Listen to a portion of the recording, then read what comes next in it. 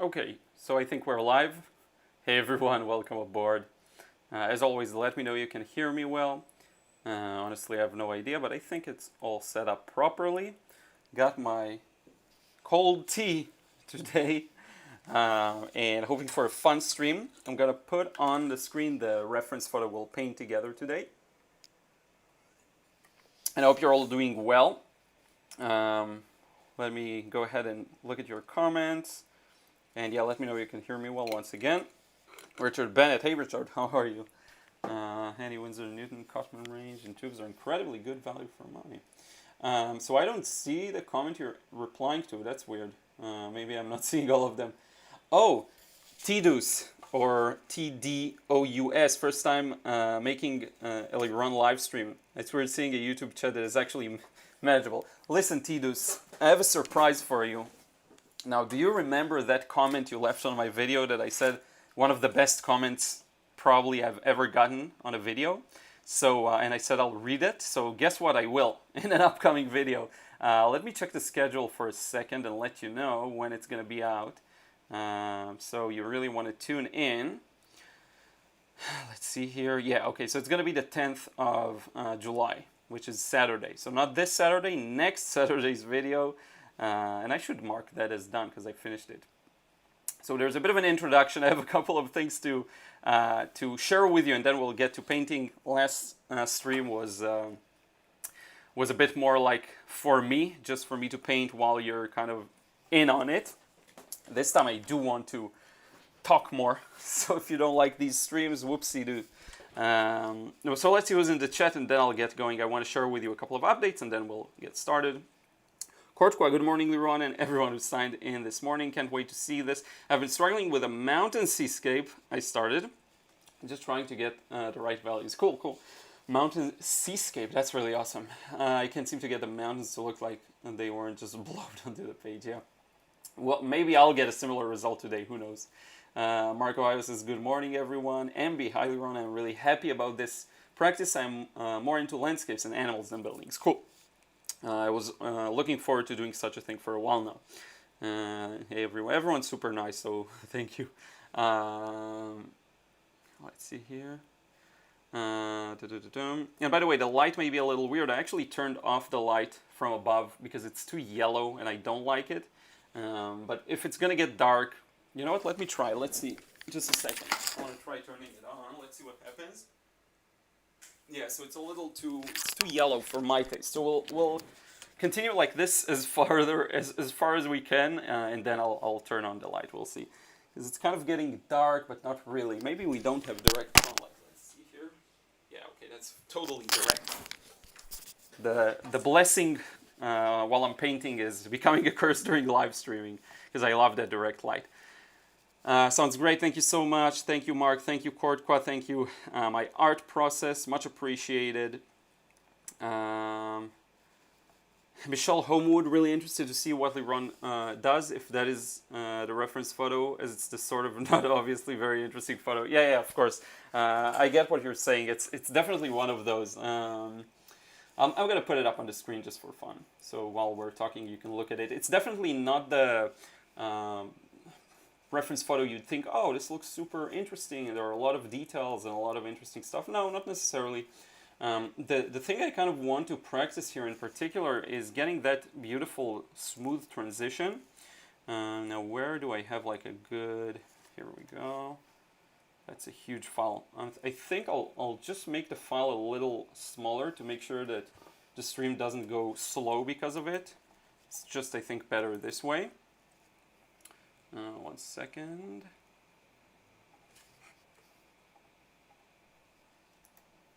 Oh yeah, okay. So just give me a minute. It's gonna be less than a minute.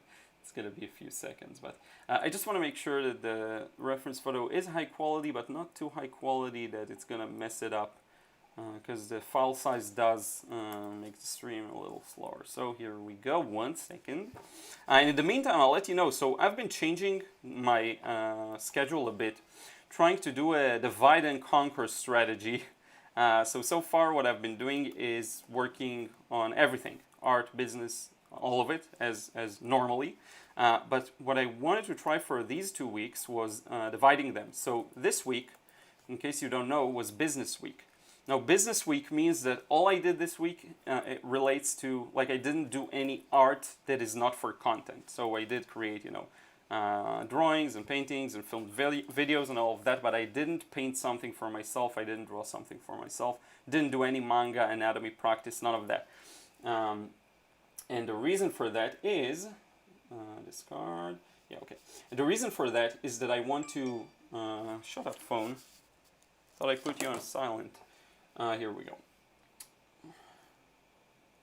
So here is our reference photo. Again, not an obvious, like, super interesting one, but I think we'll create something interesting of it. But just to kind of finish my point, I decided to do a divide and conquer. This week was purely business. I didn't make art for myself at all. Next week, guess what? I don't have to do any content except for Thursday's live. The 2 videos are already scheduled. A lot of the posts are already scheduled. Hopefully I'll schedule the rest today and tomorrow, and then I'm good to go. Next week is going to be just anatomy and perspective, a lot of perspective practice,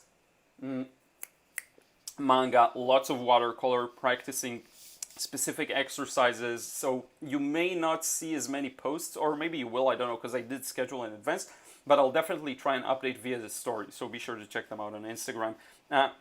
I just felt for the longest time that I'm spread way too thin, and dividing these I think will help me to every week actually get something significant done. Like this week I really managed to get a big chunk of work done on everything business related, things that I've been postponing for months now because I had that dedicated time.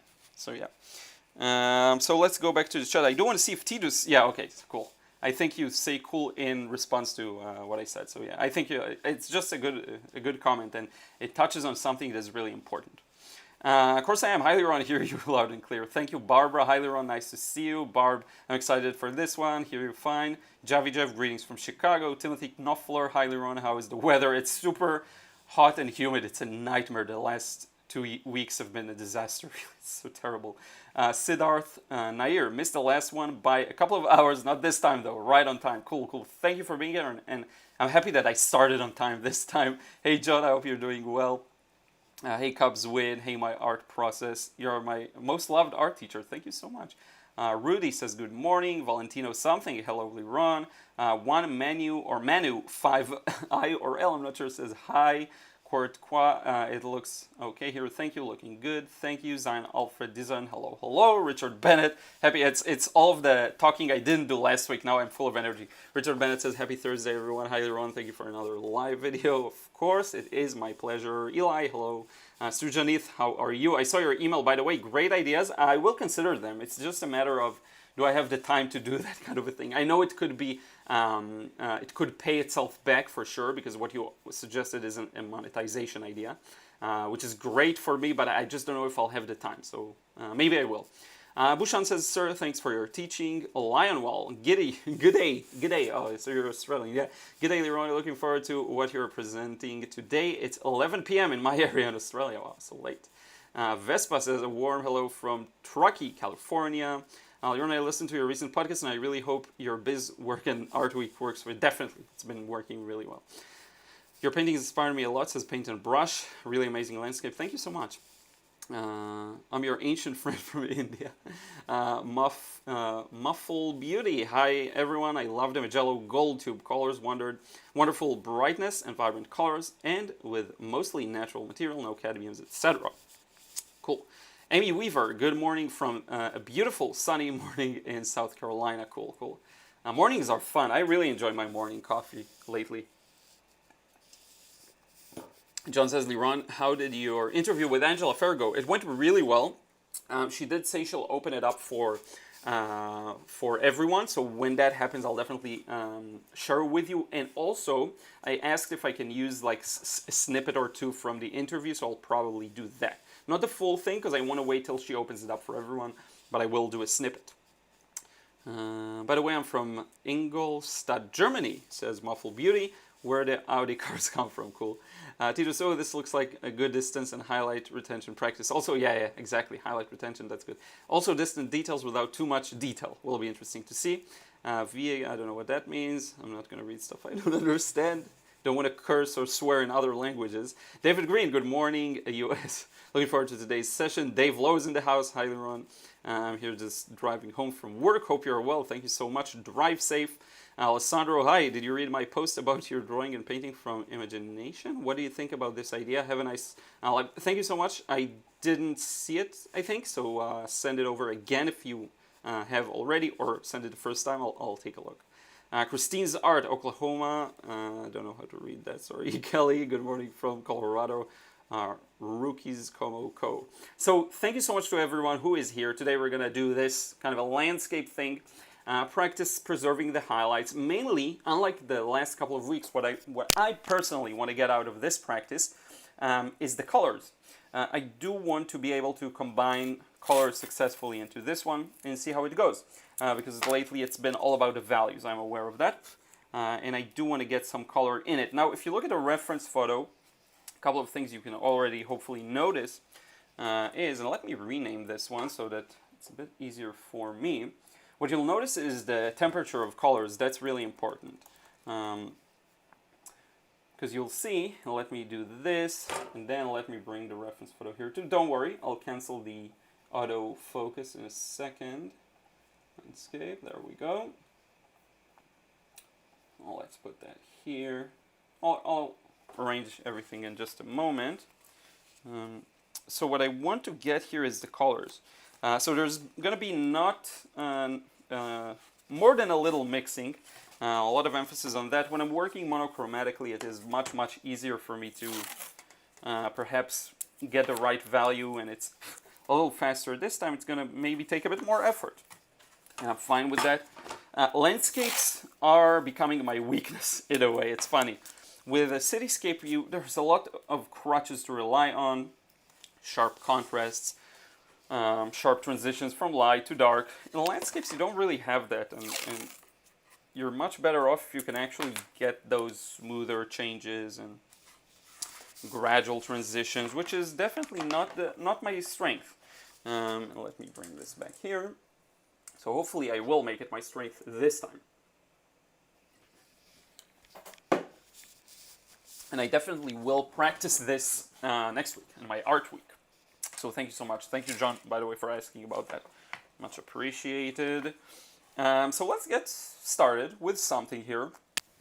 I have a bunch of pencils here, just random pencils laying around the desk. What I want to do is first kind of give a very basic drawing. Now, you see there's a lot of sky. I'll probably not bother with this much sky. Let's get this a little closer. Just a bit more zoomed in. And then, let's do this. Logitech. Actually, the autofocus was super useful in my interview. Because I did go back and forth, and it was actually really good to be able to have that controlled automatically. Hopefully I am in focus right now. I'm not sure. Let's see. The only problem with that... oh yeah, I can actually change it now. Duh. Let's see if I manage. Okay, so that's out of focus. Yeah, I think I need... yeah, something like that. That's good. Okay. So yeah, we're ready to go. I think so. Okay, it's a bit delayed, but I think it's okay. If you at any moment experience trouble hearing me or anything like that, just let me know and I'll see what I can do. But for now, it looks good. So we'll get started drawing, and I'm gonna bring the ground actually a little higher. It's supposed to be a little lower. Now, what I'm doing here is kind of practice. Okay, I have a slightly larger piece of paper, double this size, that I'll be using later on. Okay, can you see this? But for now, let's get one in like that. And then we'll get that beautiful mountain range coming from the left. And there's another kind of smaller one coming from this direction. So you get this lovely little pattern of zigzag. And I can't even see it, so I'm going to use my printed version of the reference photo, because I can't see from the photo, because my screen's a little farther from me. So we get a lot of these beautiful small fields there. Small areas where there's actually some things, trees, houses, and then we have these probably guest houses. Is that what you not guest house? Guest house is the effect. I'm referring to greenhouse. Yes, guest house effect is called a greenhouse effect in Hebrew, so I kind of confused the two. So a bit of a taller tree here, a bit of a taller tree there. The clouds are a good question. I don't even know if I'll include them. I don't really like them that much, but in any case, this is a beautiful view from Georgia, by the way. Haven't mentioned, and it actually has some snow in the background if you look real close in the most distant mountains. I just want to do something here for a second. My face annoys me. Not order. Where do I do this? That's me, right? Yeah, okay. And then I go here, no, properties. Not this, transform, edit transform. Thank you. Just got to get rid of more of that same thing. Don't need that much at the bottom. Good. Good. All you need is my face right now, so like that. Hopefully I don't look too strange.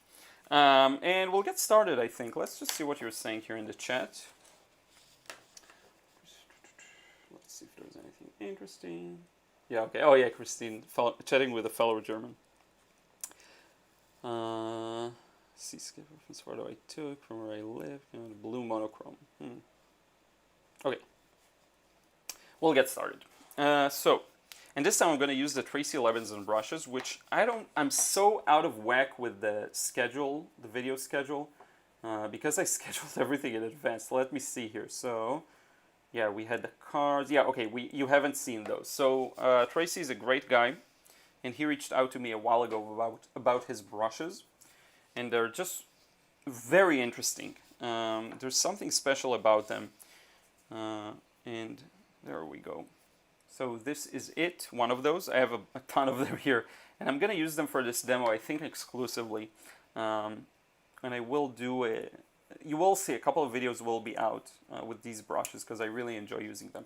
Now I will desperately need my test paper here because I want to figure out if what I mix is close. You see, and I can compare it to my photo either here, and yes, I still need to get that cerulean turquoise. And I actually love the fact that my palette was dirty to begin with, because that allows me to get a bit more of an organic mix, if that makes sense. So here we go. And it's going to take a while, folks. I'm just going to do this until I feel good with the mix. Add a bit of cerulean, but just a bit because it's super annoying. This one in particular, the Daniel Smith, I don't like it as much. Yeah, so here we go. A bit of sky, muted a bit. Let's see how blue it got. Yeah, okay. So I think that's going to be good. And I'm just going to get started. So my goal here, I'm going to skip the clouds for this one. Maybe we'll include them in the larger piece later. My goal here is to figure out if I can get the right temperature to some extent, okay? Because I have a tendency to either desaturate too much or make it oversaturated. So let's see what I can do here. The mountains are super like blue in the background, and that's what's going to give us the illusion of depth here, right? So as I go over these, I can start adding a bit of yellow. Now look what I'm not doing yet. I'm still not going wet and wet here. Really, I just touched it a bit, but I'm not going to do the wet and wet yet. I want to let it dry for just a few seconds to get that right timing, okay?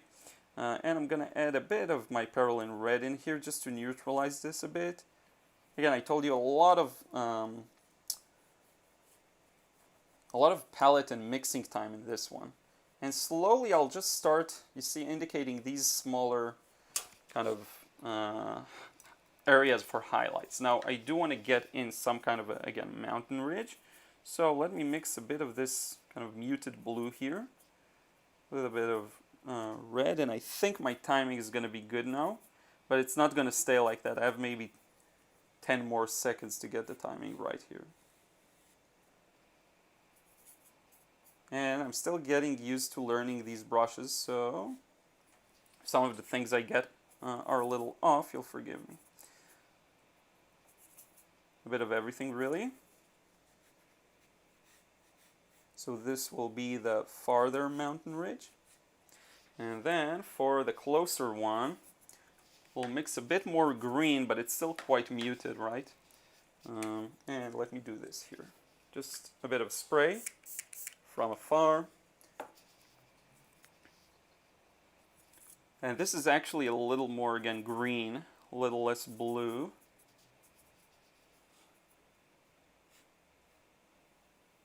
Like that. And hopefully that'll work out fine. Now the light's a little strange. I may have to do something about it. We'll see. Sorry about that. The light changes here. The natural light changes a lot. So I'm going to continue this wash. We're not done with it. And even though some of it has dried, because of all of these beautiful highlights I left from earlier, we're going to have a relatively easy time continuing it, actually. So I mixed a bit of a stronger blue here for the foreground. But it still shouldn't be too dark. Like that. And then let's leave some of these. And again, when you're doing these kinds of paintings that are of just something that's larger scale, there's just a great deal more of simplification. It's just inherent to it. So you have to kind of accept the fact that you won't get everything. Let's see, I have a black and white version too. Maybe we'll have to go a little, yeah, we'll have to go a little darker on the green here. So you kind of have to accept that you won't be able to put everything into the scene. But that's the beauty of it. That's why I personally, I think the genre, quote unquote, of watercolor that I personally enjoy the most looking at, probably one of them has to be landscapes, like this, or maybe like something Alvaro Castaner or Joseph's Book, will do, even though cityscapes are more their thing. Especially Joseph's Book, which I really, really like his landscapes. And look, I'm going to push this with the details too now. Okay, so I'm going to start putting in those trees and detail wet and wet. Because what better time to put these than now? Let me show you the sheen. You see, so it's still quite wet, the paper. Hopefully you can see this. Let me try and get the angle. See, it's a little wet. There we go. So that's actually the perfect timing to come back with very thick paint and start spreading out these smaller details. And you got to think about these things abstractly in a way. If you'll try putting every small detail you see, you won't be able to. What you want to figure out is how to kind of have the painting work on a fractal level. That from afar it looks good, and even if you'll look at it from up close, you'll still see some details that make sense. And that's the challenge. That really is the challenge of landscape painting. Now I'm going to put that tree here now. Wasn't planning on this one to be kind of an alla prima piece, but I don't know, I'm enjoying it, so might as well keep developing, right? So we'll have that tree here. And you don't want to overdo it, right? Let's connect it to maybe something else here in the foreground. Like that. And I think I'll add another tree kind of in the middle here, just to link the front to the bottom. And these brushes are actually really fun for that kind of a thing. Now, let me turn on the light, because the light's a little strange. How should I convey to you what this actually looks like? It looks a little different than what I'm seeing on the screen, but hopefully you get kind of an idea of what it looks like. Now, we will have a few small corrections to make, like I didn't get that mountain in the background right, so we'll probably do another layer, but that's going to be really easy, like a couple of seconds. So what I think I'll do is, I'm going to mute you, I'm going to dry this one, and then we'll continue with the next wash, and I'll also look at some of your chat messages. So just give me 1 second, and I'll also take a picture and show you what it looks like here live in front of me.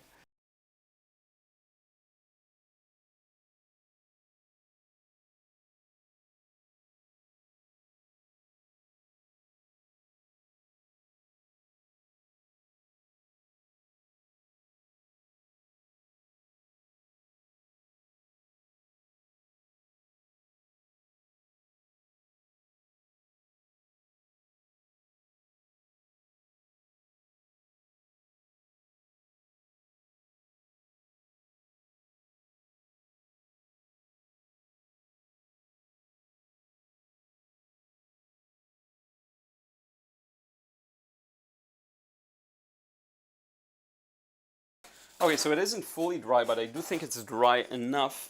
Let me take a picture here real quick. I want to show you what I'm seeing, maybe a little more accurately. And maybe it'll be exactly the same. Maybe it'll look just like what you're seeing, but for some reason it looks a little strange to me. And so here's the thing.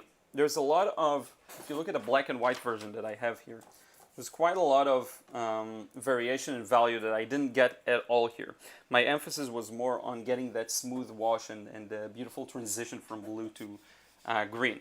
In the next attempt, we'll do another one and we'll try and fix that, quote unquote, okay? We'll try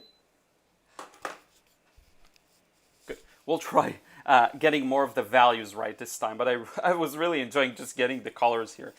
So let me do this. Let me switch here. Let's get rid of this for a second and let me bring up the painting. As always, I may have to flip it. Let's see here. So I hope you enjoy that kind of a thing. We'll do again another iteration of it, and then maybe if I feel like it connected enough, we can definitely do one that is larger size. Like this picture is larger size, but it's still just a picture. Let's see here. It's such an awkward setup to paint and film live at the same time. Sometimes it's really annoying. So this is kind of what it looks like to me. So the green does look a little darker than what you're seeing. I don't know why that is, but yeah. And if I open it up on Photoshop, I can actually improve it a bit just to correct some of the skewed colors. Let's see here. So this goes like this. Color. I don't know if that did anything, but we'll see. So maybe now it's a little more accurate. I don't know. Yeah, maybe that's too dark. But I guess yeah. So this is what I got from the first attempt. Now we haven't finished yet. We're gonna try and fix it, and then we'll move on to the next one. But first, let me see what you're saying in the chat. Where was I? Here we go. Do you seal your watercolor paintings? Asks Christine. No, I don't. It's interesting how quickly I spotted German words. Yeah, it's funny. You're my excuse to buy more brushes. Yeah, that's a problem. That can be a problem for people. Sophia says, am I the only one who spends just a few seconds to mix my paint or even grab paint from any point of my dirty palette? I do that all the time.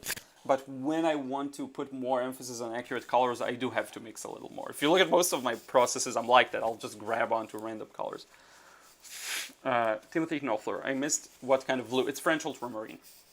Barbara, I don't need an excuse to buy brushes. It's getting ridiculous. I love the Eda brushes? I'm not familiar with. Which you use. Oh, Escoda. Yeah, Escoda brushes. Yeah, they're great. White for clouds. Yeah, maybe in a future attempt. Maybe on the third one.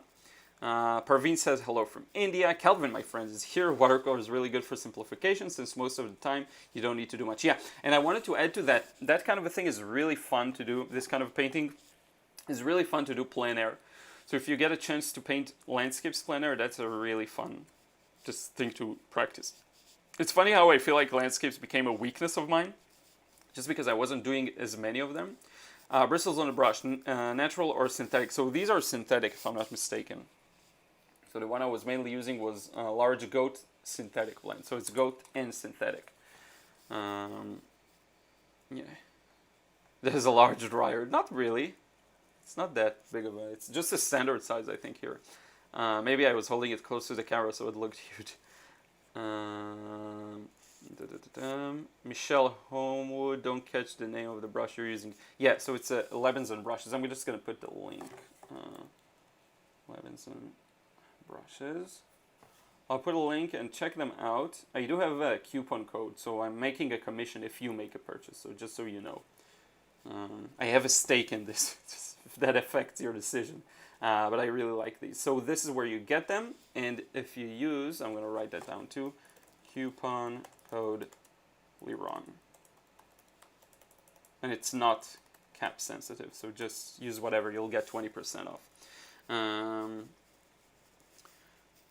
Let's see here.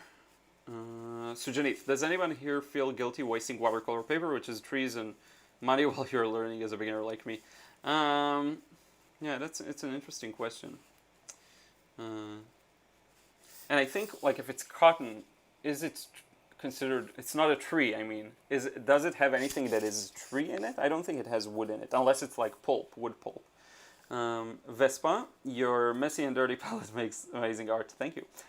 Isabel, it's great. I love it. Thank you. Christine's art, yes, but I keep lesser quality for practice than good paper for painting. Yeah, but the funny part is the lesser quality paper is probably more trees.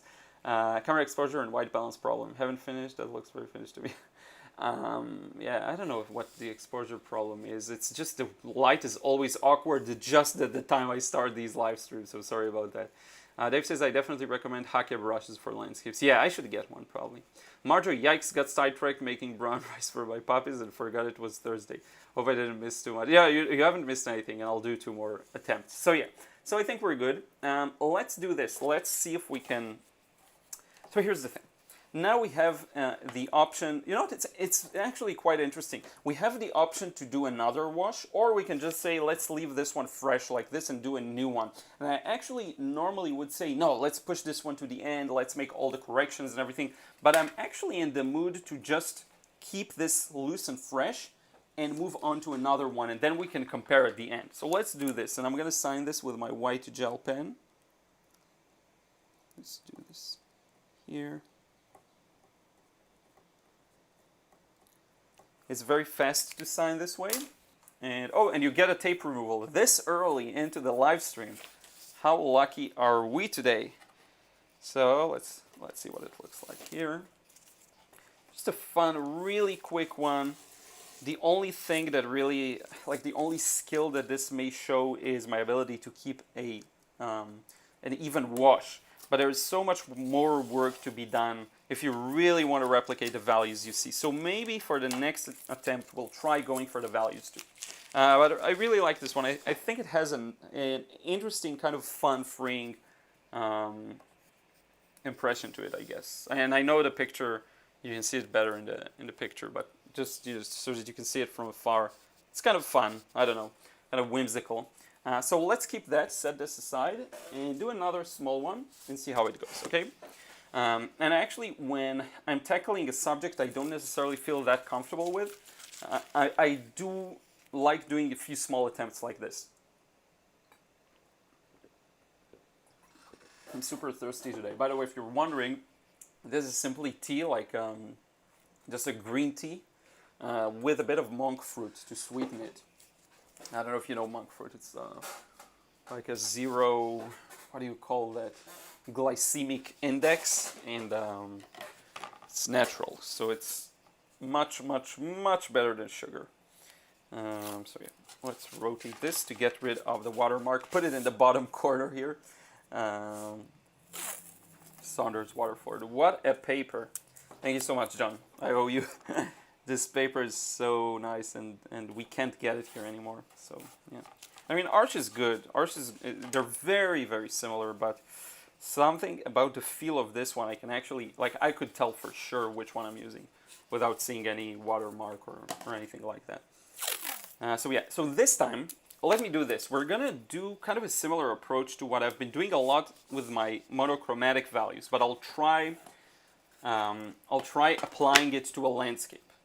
So I'll treat this whole landscape as a very abstract kind of shape, or I don't know, whatever you want to call it.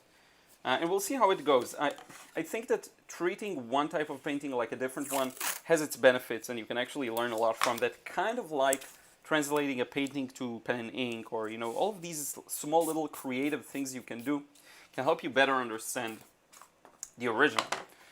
So here we go. And let's start with a very simple drawing once again. Let me base my drawing this time on the black and white, in fact. And just to be fair with you, I'll bring over the black and white reference too, so that you'll see what I'm working based off of. And as I do this, I just just to tell you a bit more about it, this week I managed to fix a lot of problems in my sales funnel with the courses and all of that, because I have a lot of technical issues that kind of need to be hashed out. And I actually can't wait to finish it and start running Facebook ads again and seeing like how it goes and selling more courses.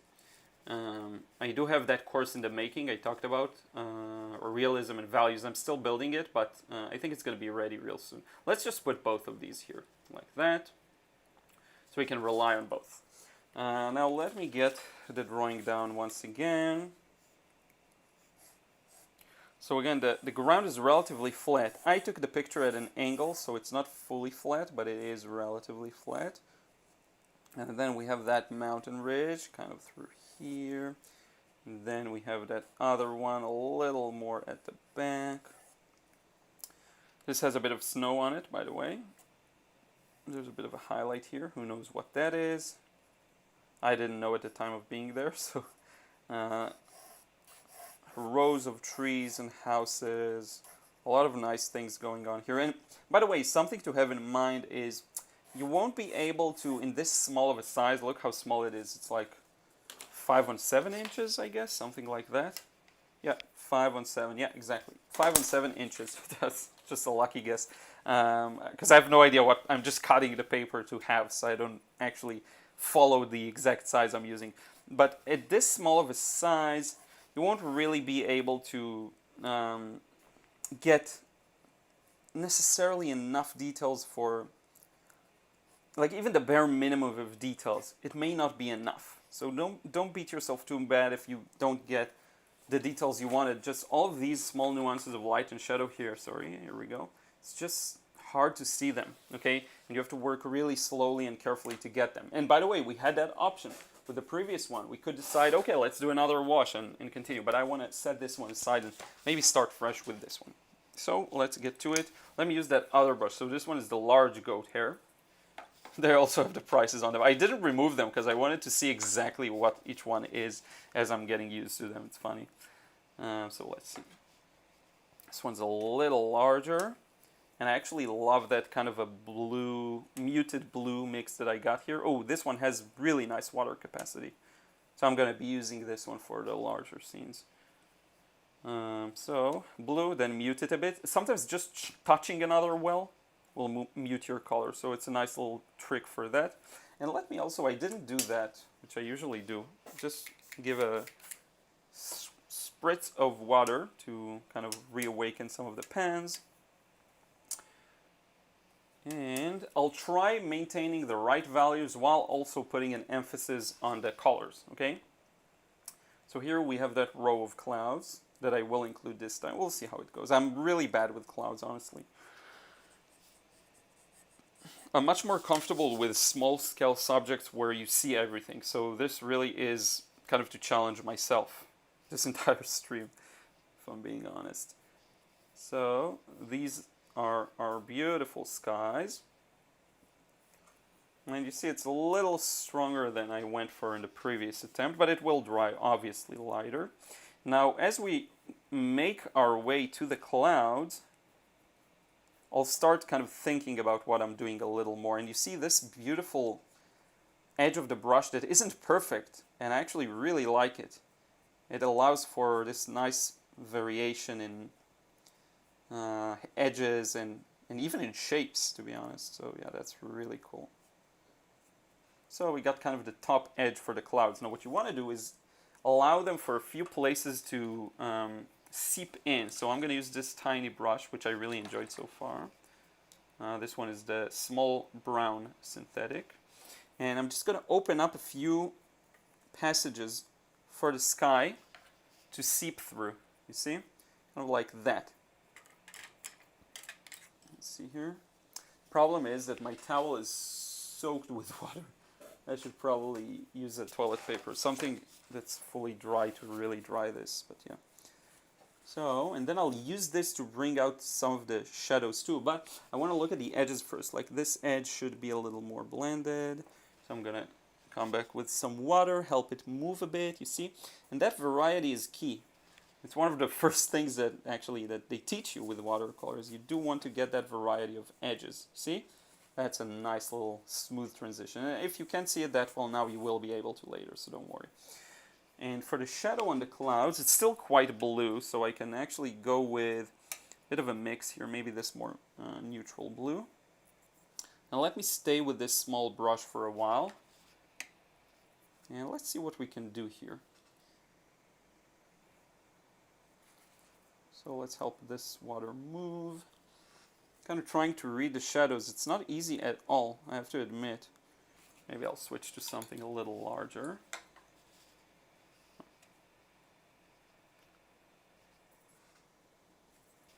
And let's just add water to it. Not Michael Soloviev. What artist was it that was really good with sky? I did a Painting Masters episode on him. I forgot his name now. Amazing, amazing. We'll remember, and someone can write it in the chat if you remember. He had these incredible sky. Oh, I have a phone. Just a second. I think it's important. Just a second.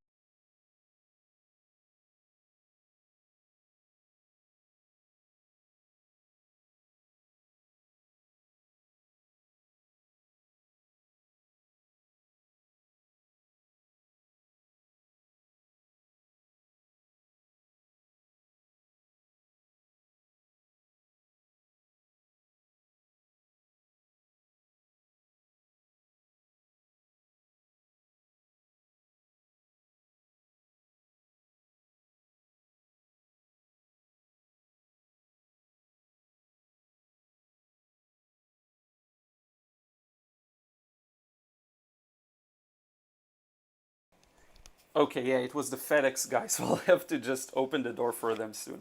But yeah, so basically I just continued like this, mapping out the clouds, and you see, I think it created a nice little impression of it. I'm taking my time because I'm working again with brushes that I'm slowly learning to use. And you see how we kind of stopped the flow, and it's perfectly fine, like nothing happened. It's still a nice little scene, you see? So yeah. And it will hopefully work in the grand scheme of things. The funny part is that this actually allows us to, I suppose, it allows us to start anew with these kind of mountains in the background. So let's do that. Actually, which one should I use? Let's use the previous one here. I like its slightly sharp edge. By the way, sorry for the interruption. Hopefully it was clear. We have 98 people in the house. Thank you so much. If you can just take a second and like this video, I'd really appreciate it. It really, really would. It helps more people find the live stream as it is still going. Yeah, okay, so we have that mountain. It's kind of light, but it's still obviously darker than the sky, enough for it to show. And I need to mute it with some more red. My red is Parylene red. I really want to get everything, and I'm okay with it seeping through a little up. I want to get that smooth edge there.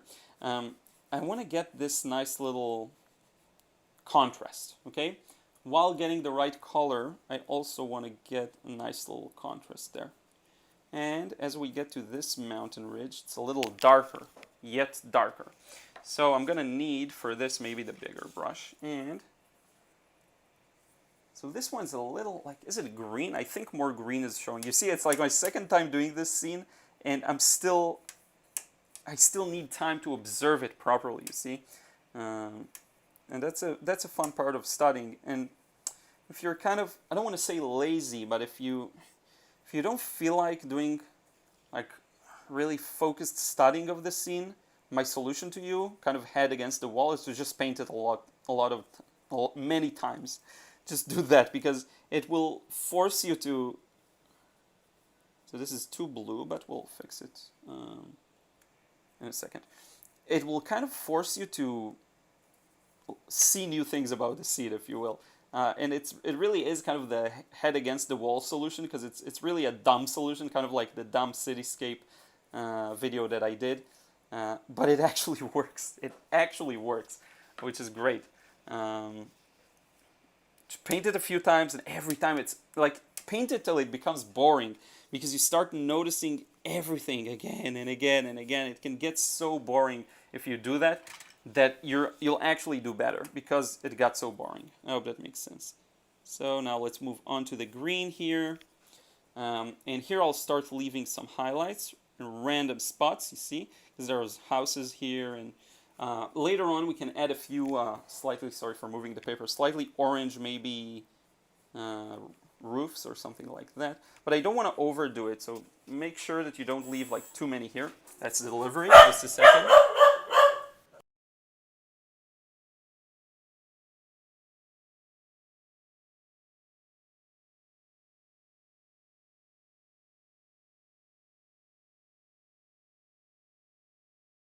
Yeah, sorry about Ruth. So he's coming up the stairs. I'll just tell them that we're here and he can leave the package. Sorry, I wasn't planning for this. I have it scheduled like maybe FedEx delivery. I wasn't sure if it really is going to be today. Let me just spray a bit of spray on it. I'll get it and come back.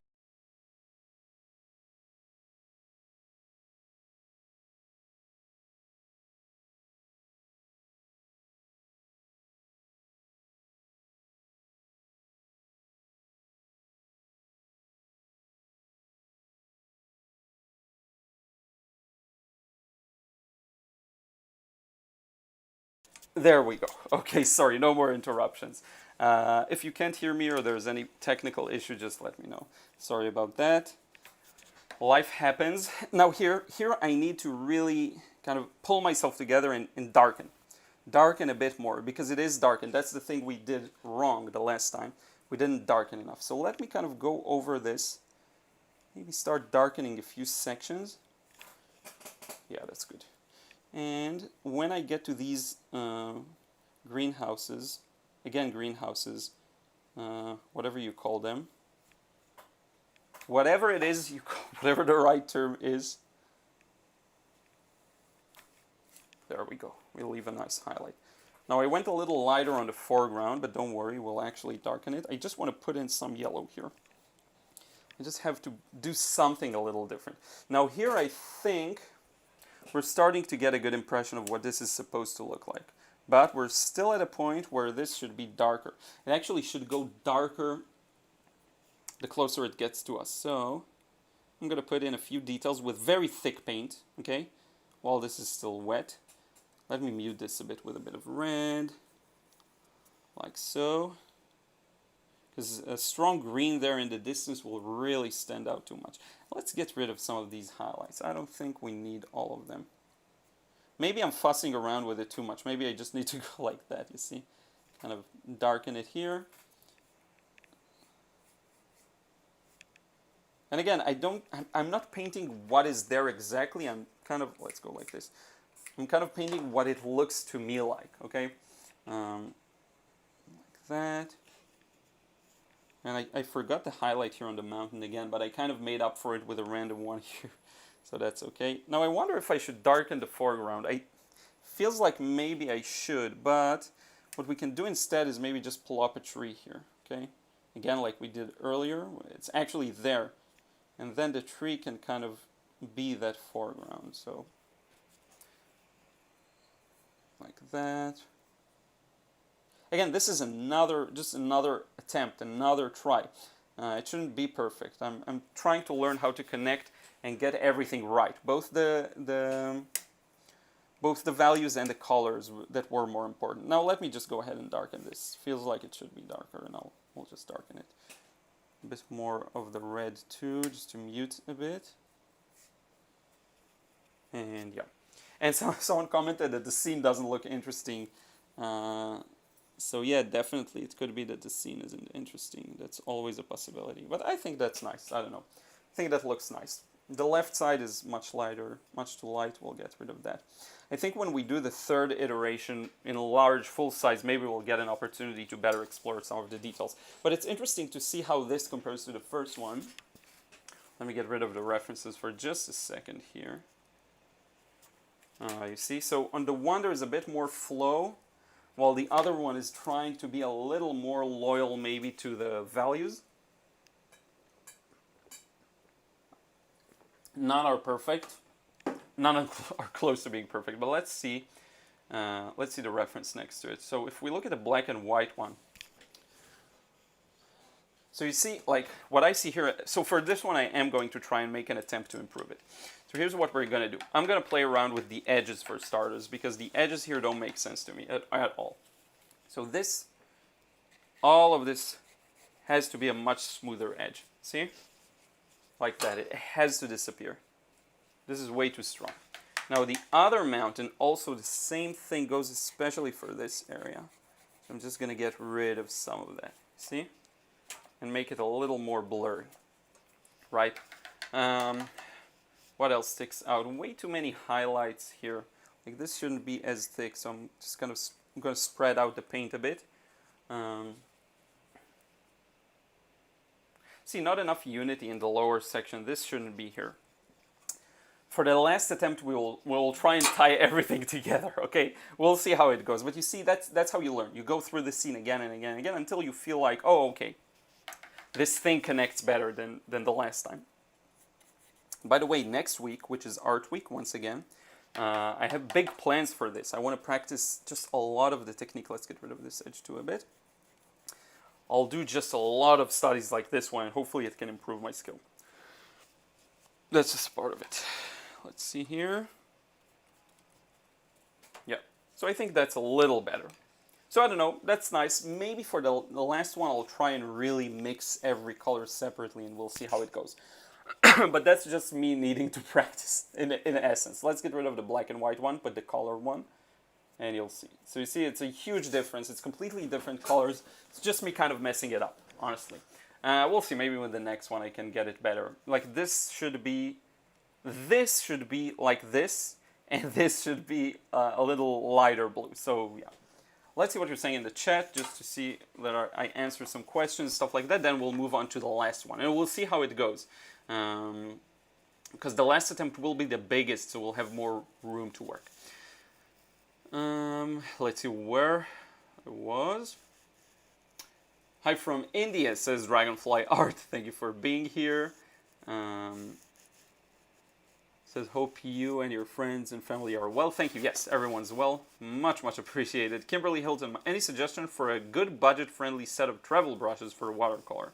I like travel, depending on what you call travel brushes. To me, I just put them in a sleeve, and that's it. It's travel brushes. So I'll just go for something like Silver Black Velvet. They're very cheap, very cost-friendly, and they're very, not cost-friendly, like cost-effective, and they're just good. You get 3, I think size 12, 8, and 6. 6 is useless, but 8 and 12 are good. So yeah, I hope that helps. Kortka, I use the XL watercolor paper that only has 25% cotton, and it makes a big difference to me. Yeah, I'm sure. I'm sure it's very different from if it doesn't have cotton at all. Pens Palacio, hi Liron. Hey, my friend, how are you? Titus, could this be a multiple tape removal session? Yes, you'll get another one. Another small one is coming up. So yeah, we went through it. Hello, sir. Me from India. Your works. Thank you so much. Art Life by Darshan Mark, or Marke, I'm not sure. My art process says yay. Parveen Verma, I love that little one. My favorite art teacher. Thank you so much, Gurav. Multi-tape removals, best day ever. Tito, struggle to draw on an Arch cold pad. Oh yeah, was surprised how much the pen struggled to get ink down evenly. Painting stage was fine. Heard Canson was a poor alternative, but it was much easier to work. So yeah, Tito's, I remember the first time I used Arch, and I was like, I went to the store and I got myself the Arch rough. I wanted something with texture, so I didn't go for the cold press, I went for the rough, and then I used this tiny pencil, I think mechanical pencil, that could barely, or it was pen, I don't remember, it could barely fit in the jagged texture. It was a nightmare. The thing you learn is that softer pencil is better, and you also get used to the texture. But pen is terrible. You can't use it on Arch rough or cold press at all, especially rough. Okay, more paper talk. Calvin, same here. Whenever I paint cloud, it always looks wrong to me, which is weird since they're cloud, they're shapeless. Yeah, it's funny. I find it very interesting that you find landscapes harder than cityscapes. It depends on what you define as hard. If you ask me which one I can whip out more easily than a landscape, because I can do this from imagination too, and with cityscape it's a little more complex.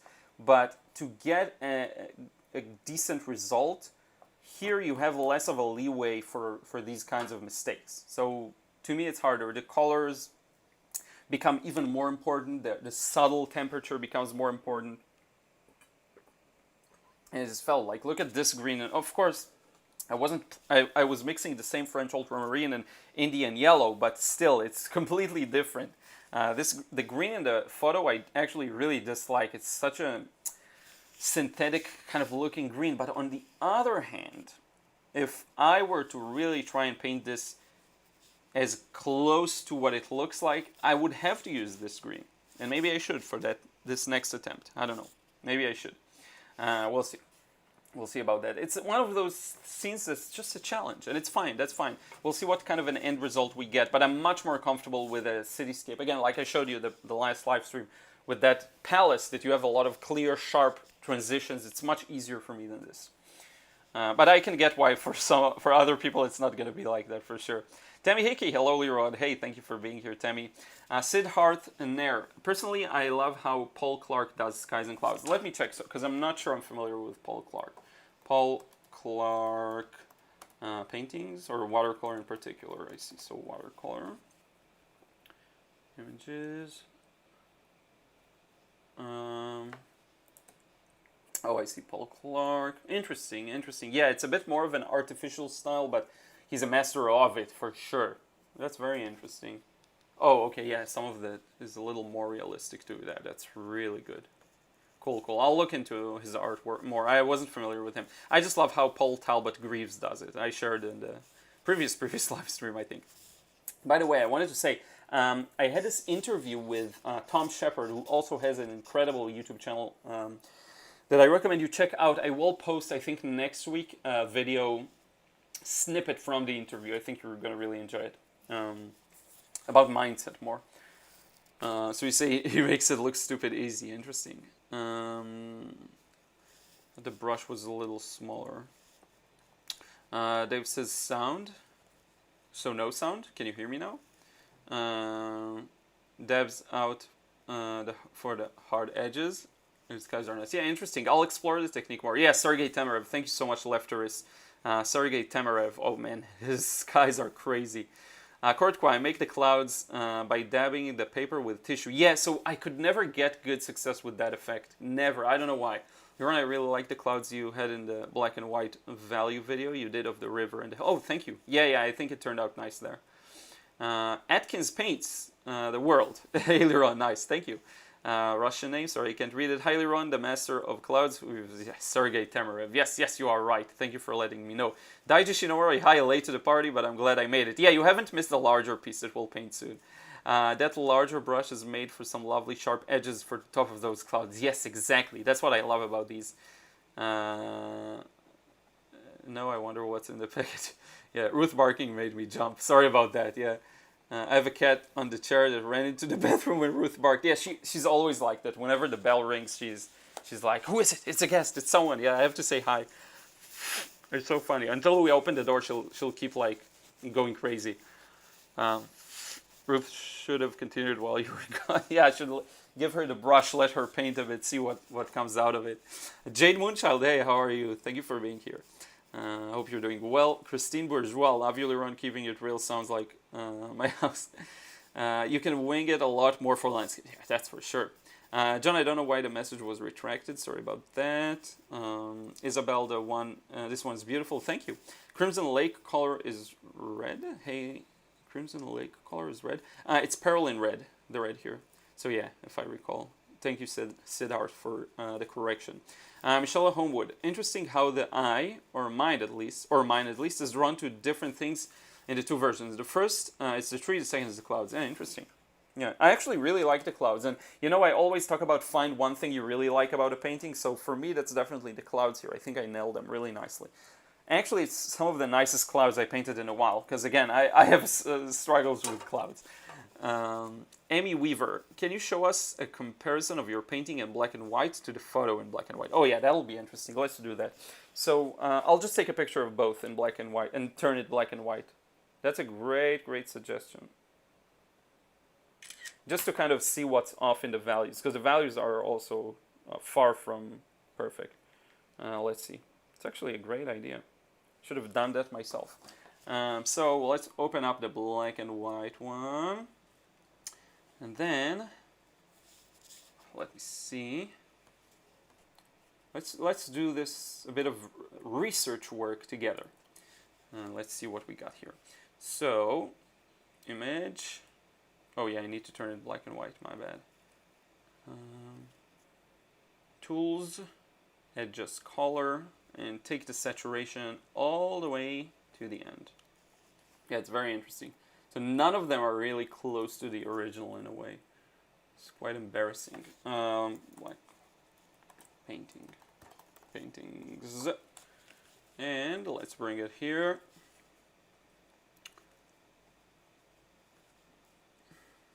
This tea, it makes me thirstier. Maybe I'll get some water soon. So yeah, here are the paintings in black and white. So let's see what we get here. I should really find a solution for why the images open up so huge. Probably because it's the relative resolution to the lower resolution I'm streaming in. So that sucks. Let's see here. So let's compare the black and white to the black and white image. So you see, if the values are really off, man. So here, this all should be lighter. That's actually a fix I can do. You know what? Let's go for it. Let's go for it. Because you made me, Emmy. Now I have to go ahead and fix this. So I'm just going to take this brush. Thank you, John, for getting me this nice brush for blending, smoothing edges and lifting. Let's just make this entire thing, you see? A little light. Oh, you can't see anything because of the photo. Sorry. Let's move this. Now let's move that. So you see, I just wet it and went for the left side. It's kind of close. You know, I think I lifted too much. How funny is that? I just lifted real fast without thinking about it. Sometimes I'm in the mood for correction, so I'll just go for it. Or sometimes I'll get angry when something doesn't work and I'll just correct it like real fast and really without any respect. I want to try, let's try something crazy here. Just a second. Let's do this another layer like that. Right? And then let's bring in some water. And I'll probably regret everything I'm doing right now, but I think it will be good. So now I essentially made it a little lighter. We'll see how that looks once it dries.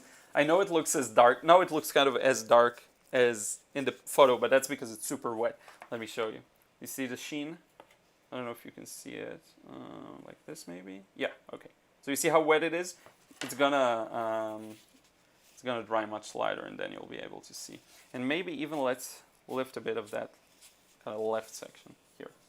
Now what else is off? So if I compare, everything here should be much smoother and darker and even. Not darker, but the same darkness is here, but kind of even. Yeah, it's an interesting comparison, I think. It's very interesting. I don't know what to think of it. Because what you'll often see is people painting like this, like the top one. And it's kind of fun and loosey-goosey, but the question is, does it actually look realistic from afar? And with this one, it won't, because it's too light. With this one, it's a question of, did you get the temperature right and the values? So, I don't know. And we don't need all of this light section here to the right. So let me get rid of that. This is actually a good exercise. If you can, devote some time to, you know, watercolor, yes, it is kind of like a roller coaster, and it has this streamlined process, but you can decide after you're done that you're not done and try and fix some stuff. That's perfectly okay. So these looked very excessive, but I don't know. We'll do the large attempt that we'll do a little more slowly. Maybe we'll get some more things right. Maybe we won't. John, Liron, when planning such a landscape, what is the focal point? Or is the overall scene the focal point? I struggle with this. Yeah, so here's the thing. Sometimes when I'm practicing, all I'll try and do is recreate the values as I see them.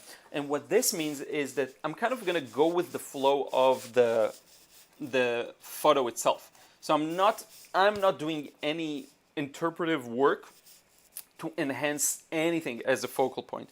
Now what usually happens naturally, sorry for moving the camera, what usually will happen naturally is that the point of contrast will become the focal point. So here it's going to be this tree and then that tree. and maybe then all the way back to the mountain. Here, it could be that tree in the foreground if I were to really darken it, and by the way, it's really dark in the reference photo, as you can see. So if we're making corrections, let's do that too, right? Let's get it. And by the way, because of the wind, it kind of, the tree almost blows this in this direction, so we can get that effect in here. Like this. And get another one doing kind of the same thing. So yeah, at least we got it a little darker, but the background should be darker as well. But yeah, what will naturally turn into the focal point is the point of high contrast, usually. So it could be a contrast between dark and light, or between light and dark. So it's either going to be these greenhouses or these trees, you know. But yeah, for me personally, in these processes, I don't try and force a focal point or try for a focal point.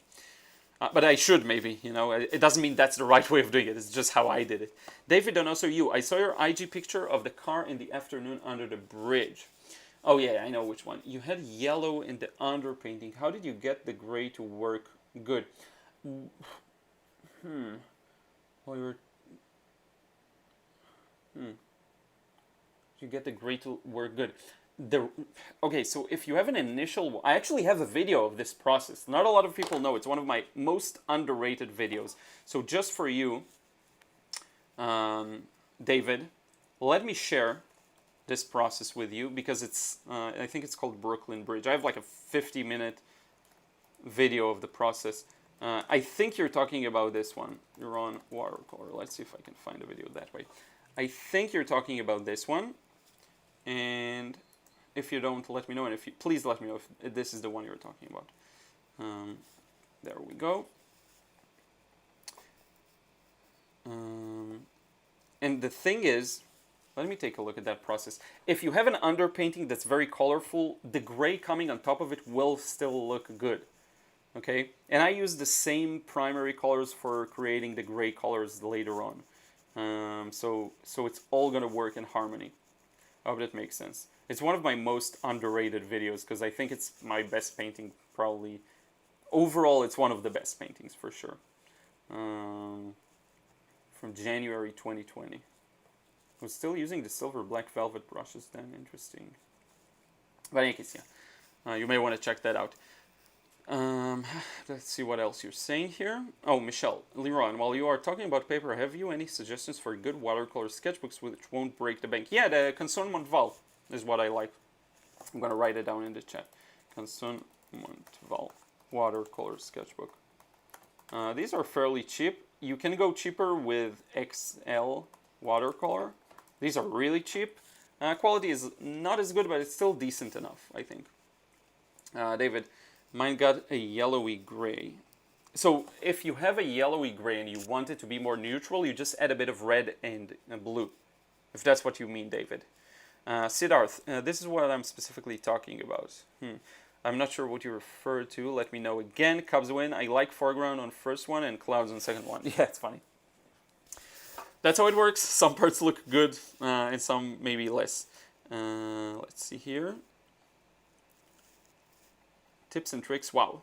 John Watercolor, I'm a beginner, but I think that the focal point is different from in these two pieces. The major difference are those contrasting values. 1 and 3. Yeah, interesting. So the clouds actually pull you in more. Yeah, I get that. That makes sense. Definitely makes sense. And actually, from afar, I think they look really, really cool, by the way. I always like it when my paintings look cool from afar. But yeah, hopefully you can see something there. But I like them in small too. I like the way they're abstracted there. Atkins. Edward Signo is the man when it comes to clouds, not over-labored. Yeah, definitely. Edward Signo is huge in that. My dog's trying to answer Ruth. Funny. Tips and tricks. Are these slanted lines guides our eye through the painting and coming back to the trees and frames? And those, yeah, definitely that can be that. Swastik wants a shout out, so there you go, shout out. Kortka, by fixing things, does it get overworked? So here's the thing. Let's say it looks similar to the reference photo at the end, but it's overworked. I don't really care. You know, things can look similar and overworked. It's like overworked is a completely different category sometimes. Now, does this one look more fresh maybe than this one? Yes. But in terms of overworking, and by the way, look at how much closer the bottom one got now to the reference in terms of the values, since I made it a little lighter. I think that looks really nice. But yeah, overwork is completely different in a way. A painting can be super overworked, but still very similar. So what we're essentially doing here is, for the first one, we practiced freshness and colors. And the second one, we practiced getting closer to the reference photo. So I don't care as much about the freshness here. I'm practicing something else kind of inevitably. I didn't state it at first and I didn't plan for it, but that's kind of where it led us. So yeah. Let's see here. I did say I want to get the values more accurately.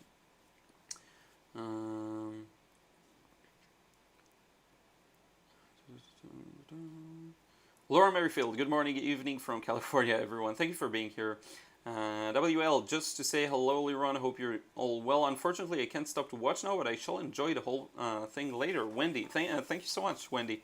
Yeah, I remember now, Wendy. Next time I see the WL, I think I'll remember you're Wendy. But yeah, cool. I'll leave everything up. Marjorie, are there any improvements that can be done to the first one? My landscapes tend to look more like this, like that, and I hesitate to try saving it. So here's the thing. If you'll do more work on this one, it will start looking more like this one, maybe a bit more overworked. Here's what I would do. If that's the result you get all the time consistently, you need to push the values to be darker. And this is why I've been talking a lot about working wet on dry lately. Because when you get to this area here, you just need to mix more darker paint. And the first wash you do on the paper should be very dark. And that will give you the fresh transition from light to dark.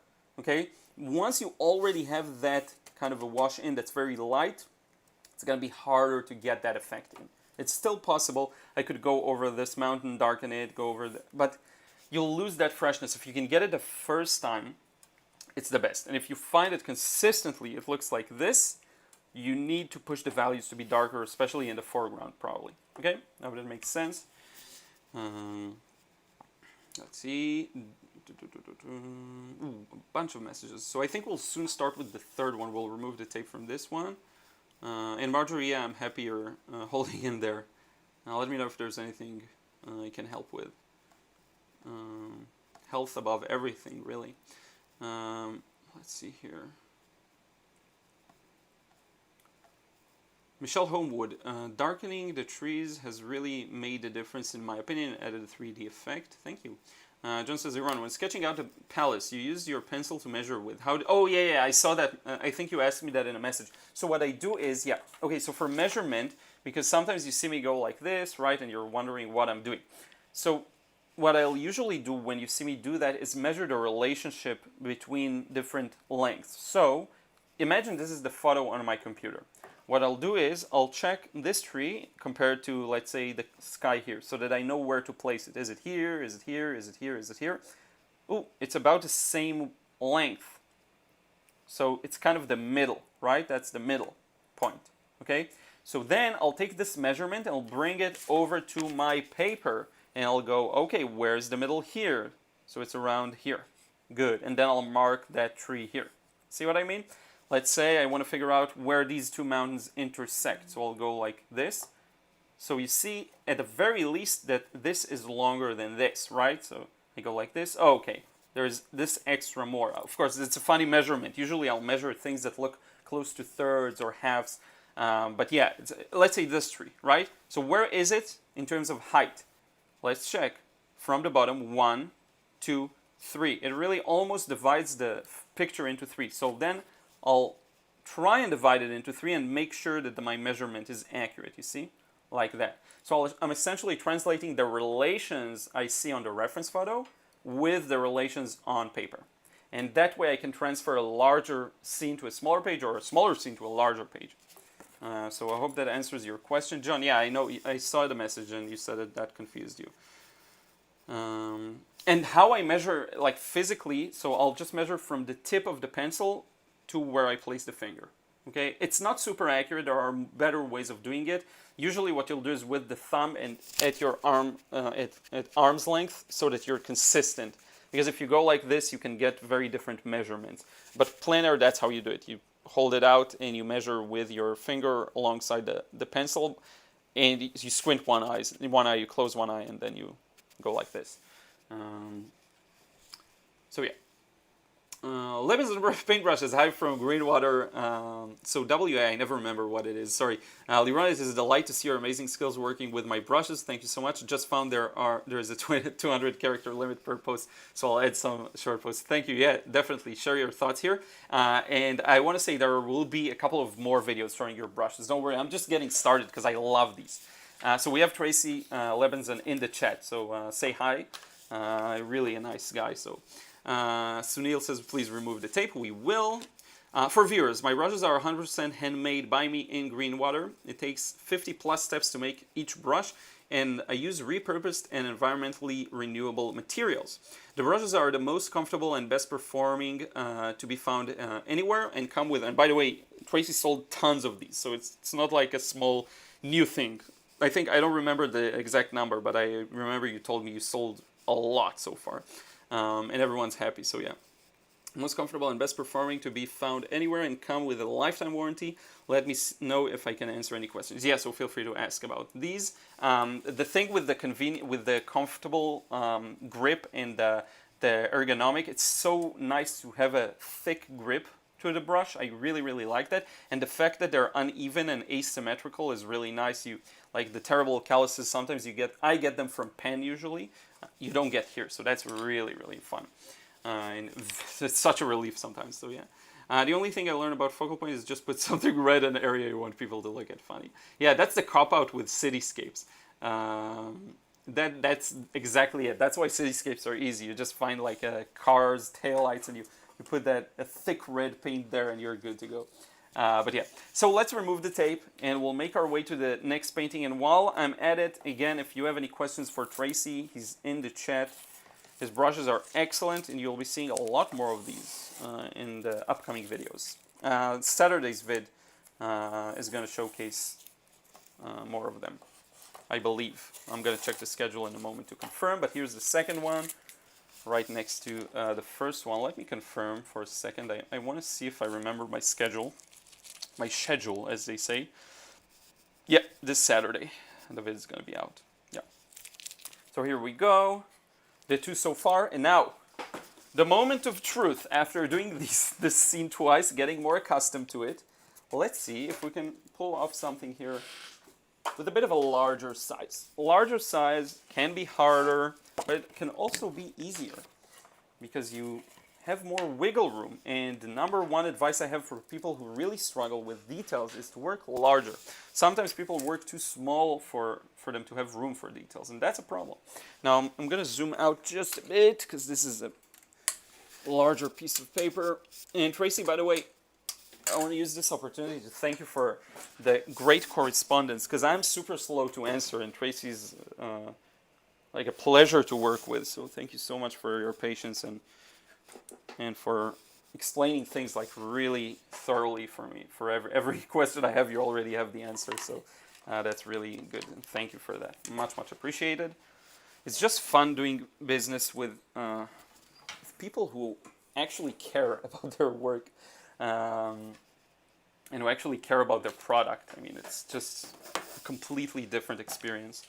So yeah, luckily for me, everyone I work with, and I don't work with a lot of people because I'm not usually that into like B2B, as they say. I'm more like just make my own product and sell it. But I'm grateful to say I mostly work with people who are really nice to work with.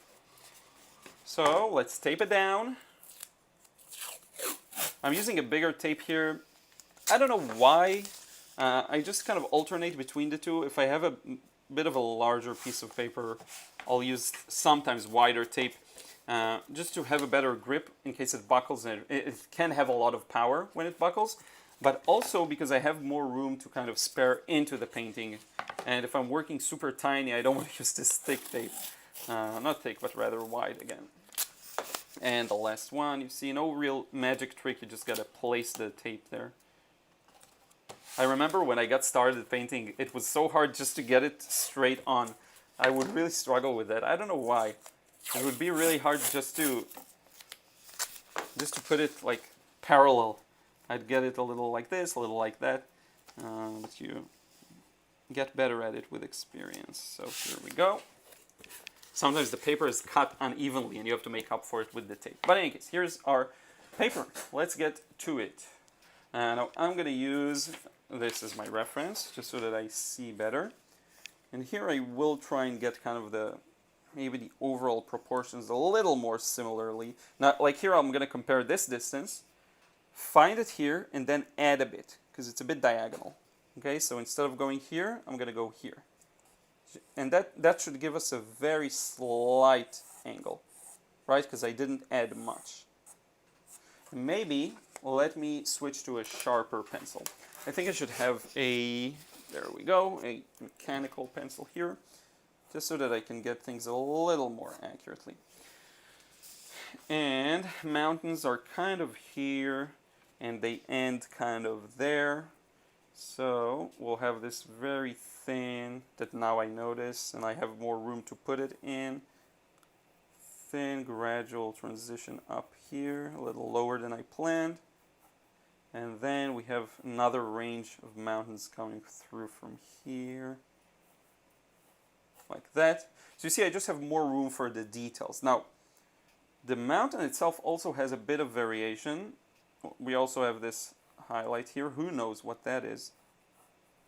This goes like that. There's actually another one in the background here. It's barely visible. Here there's just a bunch of details, like small fields really in the distance. Like that.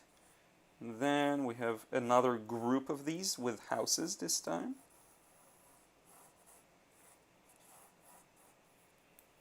All of this area is filled with just teeny tiny highlights to leave for later.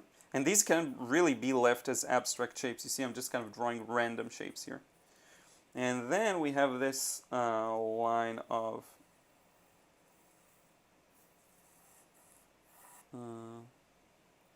these structures. Kind of moving away from us a bit, maybe. Now, I don't want them to be too thick or high, but so I can always make them a little smaller later. But you see, this is essentially double the size, so we have so much more room to actually indicate some of the details. And you don't have to indicate all of them, but at least there's room to do that if you want to. And I'm going to make them a little smaller the further away from us they go. Now we have some groups of trees kind of going from side to side, like that. We have some power lines here that maybe I will paint, maybe I won't, still haven't decided. We have another kind of a farm here or whatever structure.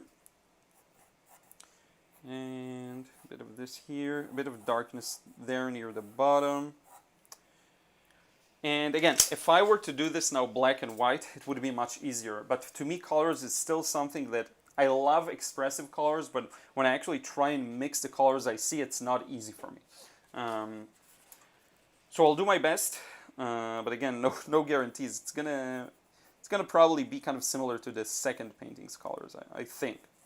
So this is the tree kind of flying through, and again, some of the movement it's a bit blurry because we were driving in the car, but I'm fine with that.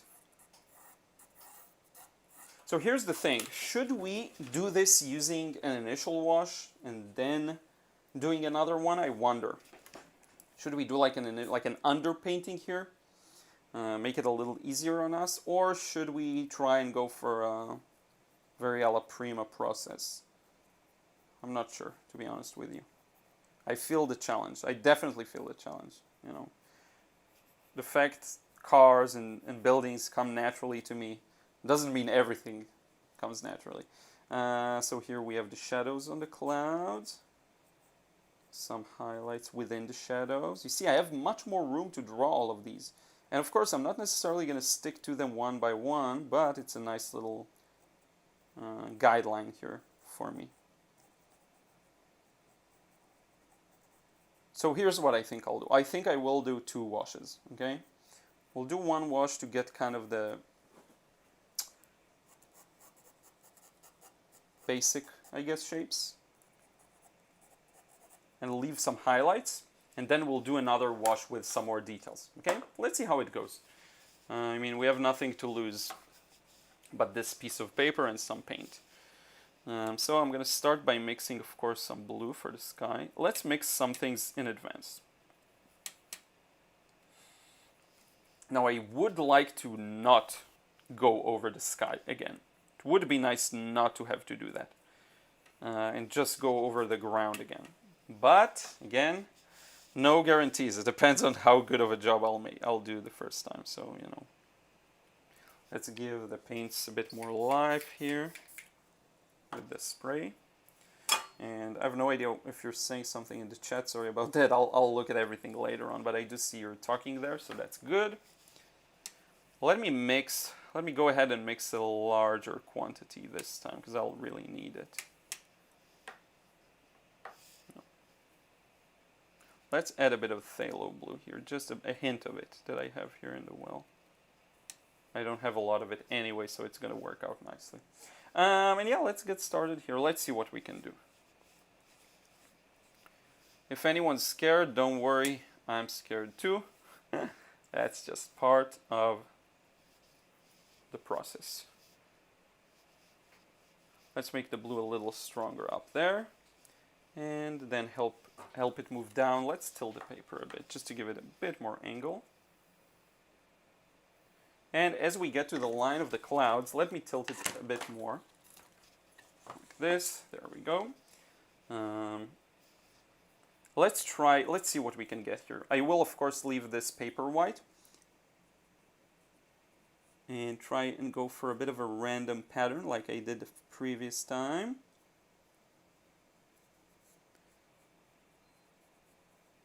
I also, because I had more room this time, I could actually draw things a little more accurately.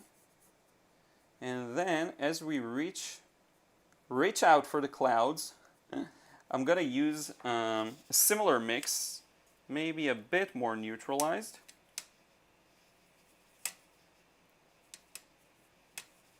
To start putting in those smooth transitions, right, and the shadows. So this, for example,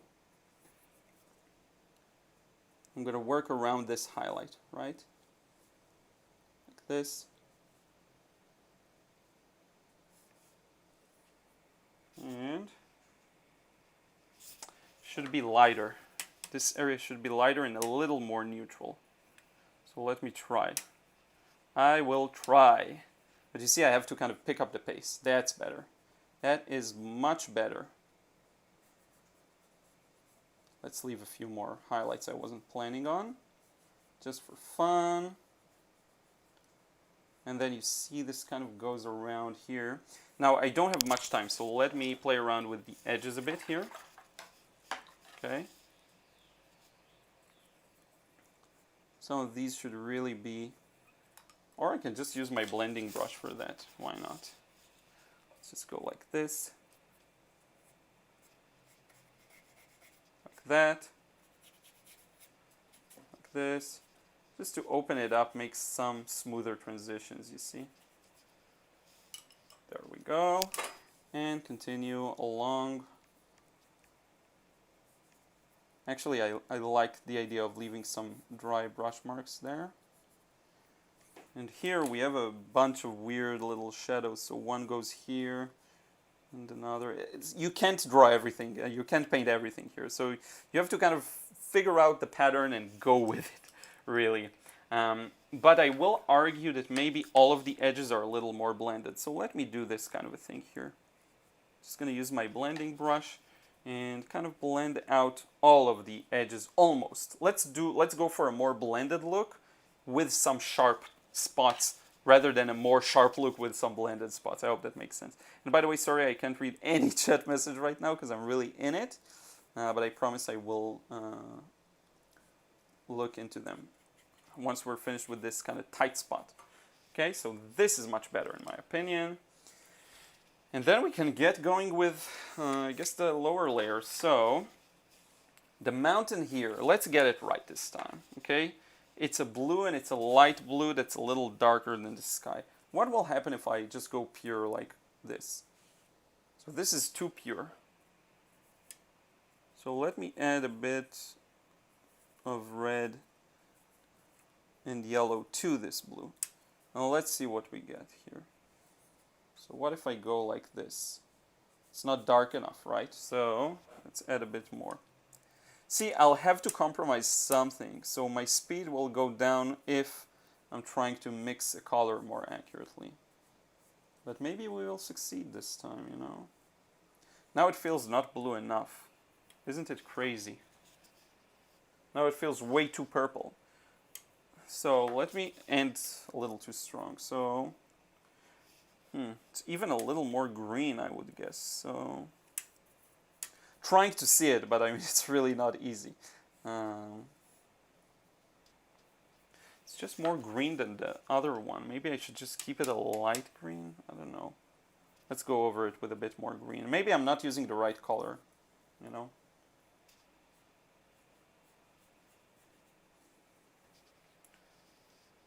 Let's push it a little darker.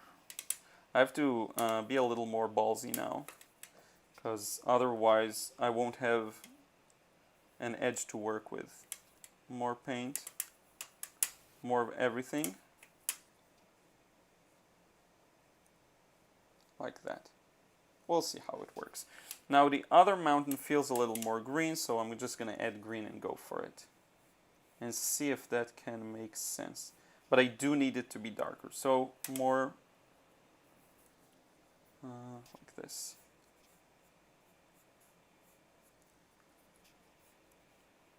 And this may be too dark.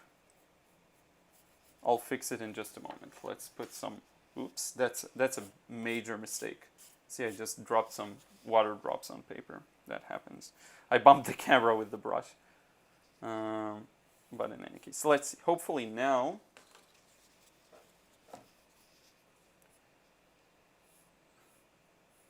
and I left a tiny highlight. I don't know what it is, but I left it this time. Let's see here. Hopefully that won't leave too bad of a mark, but it may very well leave one. Now let's see the kind of, so we have this very artificial green. I didn't plan on straying from the original color palette, but I mean, why not? Let's put a bit of this May green here. And remember I said I'd do an underpainting, and it just kind of turned into this. So yeah, see, I'm not very consistent.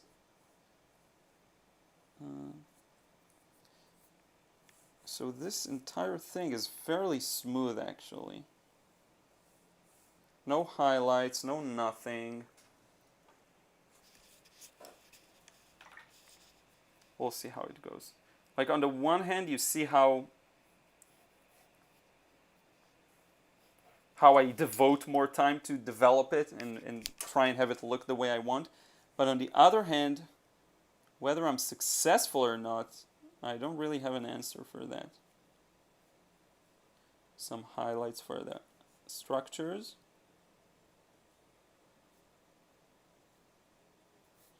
And let's start bringing in more of this May green over here. All the way to the left side, and we'll just leave this small barn here, or whatever that is, and I will darken it. It will be probably necessary later on, so maybe we'll just get something vastly different for this attempt. I don't know, maybe it's not going to be either what we planned, or like it's going to be completely unexpected, but that's fine. I'm telling you, landscapes are a challenge. Yes, I can wing it, but will the result be similar to the reference, and will it have that same spirit? Will it convey the atmosphere in the reference? I don't know. Maybe if it was a stronger contrast, maybe then I'll see it more clearly, but you know. Okay, now I'm gonna start with the wet and wet work. Which brush do I want? This one. So I'm gonna start laying in some dark spots. Again, once this is all over, I'll go back to the chat and see what you're saying, but for now I have to focus. So there is this thin kind of thing here with trees attached to it or all sorts of details, you know. It's darker than the mountain for sure. So we'll go like this. And it's important to add that red in to mute the green, because if it's just a very artificial green that's made of blue and yellow, it will be noticeable. And the moment you add a bit of red to it, it does a huge service to the painting, I think. It really mutes all of those areas that are in the distance, okay? You see, now I have more room. I can actually add all of these details, and I can actually see that all of this area is kind of a forest surrounding the buildings and the structures here. So I can actually start getting it in. Now let me do this. A bit of a risky move, but I want to keep it wet for longer. Because I want to darken larger areas together. So if we go dark like this,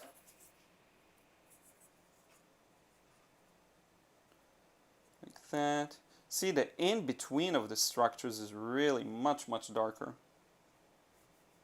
And then we can do kind of a hybrid approach and actually add some darker spots to it later on if we do another wash on top of it. Because remember I said, yeah, maybe let's do an underpainting. We ended up not doing an underpainting. I actually want a bit of yellow ochre here if I can get it. I have more, I just was too lazy to squeeze it out into the pan. Forgot about it completely. So something like this. And yeah, so I think it already looks a little better in terms of like I actually devoted some more attention to important parts. Now the question is overall, yes, this lower section is way too light, so I will go over it, I think, once it all dries. Let's add a couple of these trees here, and you see there's a lot of small highlights in the background. I will add them later too. I feel like I need a bit of a yellow ochre and French ultramarine for this section to work, so we'll see about that. Actually, let me go ahead and put a few more touches, but then we'll let it dry and wait. Because I really need, or like, you know, dry it ourselves, because I really need to see it dry to realize and figure out what the next step should be. Okay? But I think it already looks better than the previous attempts, just because it has a bit more to it. These trees are a little too much. Let's get rid of them, like that. Now let's let it dry. I'll use a hairdryer and come back in just a second, okay?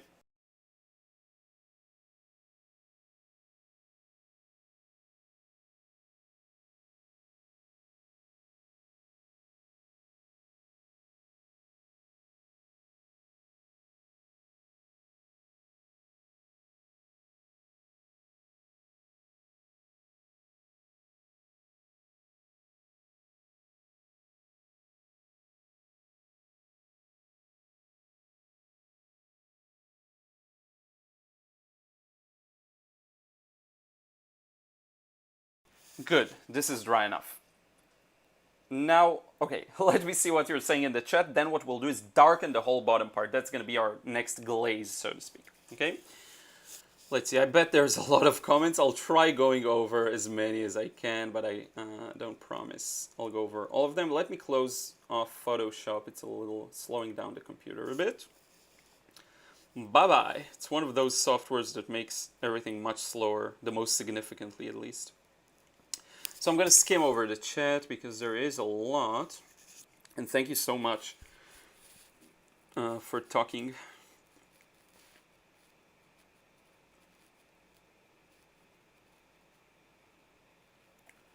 Terry Carter, does the thick grip fit women's? Yeah, it does. I mean, it's not that terrible. It's okay. See, pretty. It's robust, but it is not too bad. It looks super. Are they available in the UK? I ship flat rate around the world and have sent brushes to artists over 40 nations, says Tracy. And I'll drop the link again in just a second. just to make sure no one misses it. There you go. And Among Rakshan is here. Hey Liron, I'm back. Do you remember me? Of course I remember you. Tips and tricks. Liron, thank you a lot. You rock. Thank you. Sorry that I'm blocking the painting, by the way. I'll show you more of it in just a second. How is your Pokemon card collection going? Really fun, actually. I learned what I like, and I collect more of that. I love the vintage stuff more than modern. Vintage, like Japanese non-TCG, if you're in it. Like card S's, stuff like that. Kelvin, I just mark with a ruler, much easier to get perfect lines. Yeah, I don't like rulers. It feels less organic for me, so it's not really the look I'm after. I feel like if I would use a ruler, it will immediately make it less organic. But maybe I'm just kidding myself, I don't know. Whenever I tape my paper, I get hair or lint on it. Yeah, that sucks. That happens sometimes. Cubswade, have you used Gorilla board to hold down paper? I believe I have a Gorilla set, like the actual Plein-Air set. I started using it a bit, but it was too small, the board that came with it, so not really.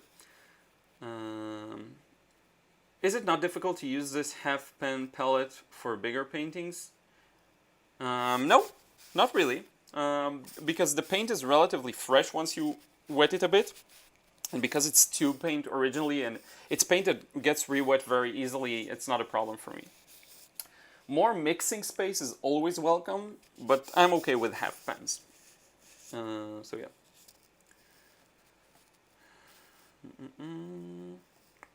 Why are you not using masking fluid? I don't know, I'll just use some opaque paint later. I'm not a big fan of masking fluid. Sometimes it's nice, sometimes I don't like it. Titus, I forgot who told me that bulldog clipping left and right and leaving the top and bottom allows the paper to expand in the unclipped direction. Oh, interesting. Huh. So that will reduce buckling because it allows it to expand up and down. Cool, I'll try it. I have tried clipping in all sorts of different placements, but this I haven't tried yet, so I will try. I tried diagonals too. Never tried those since I like the white edges. Oh yeah. Kelvin, I generally just left the sky alone after the first wash, especially sunset. Yeah, I'll leave it alone for sure here. Instead of taping the paper, do you ever paint in a vignette? So I'm not sure what that means, to paint in a vignette. Let me know. The sky come out nice and aggressive. I don't know if aggressive is the word, but yeah, I like it. I think it looks good. Once I get the balance of the lower section down, it will look better. Okay. Ambi, this time I forgot the highlight on the mountain. Oh yeah, I forgot it, not you. You're scaring me with those dark hills. Can't wait to see how they turn out when the painting is dry. Yeah, it's gonna turn out okay. Hi Liron, I have a question, says Anthony Coach. Regarding blending, I'm getting to grips with blending from up to down by using gravity of the tilted paper.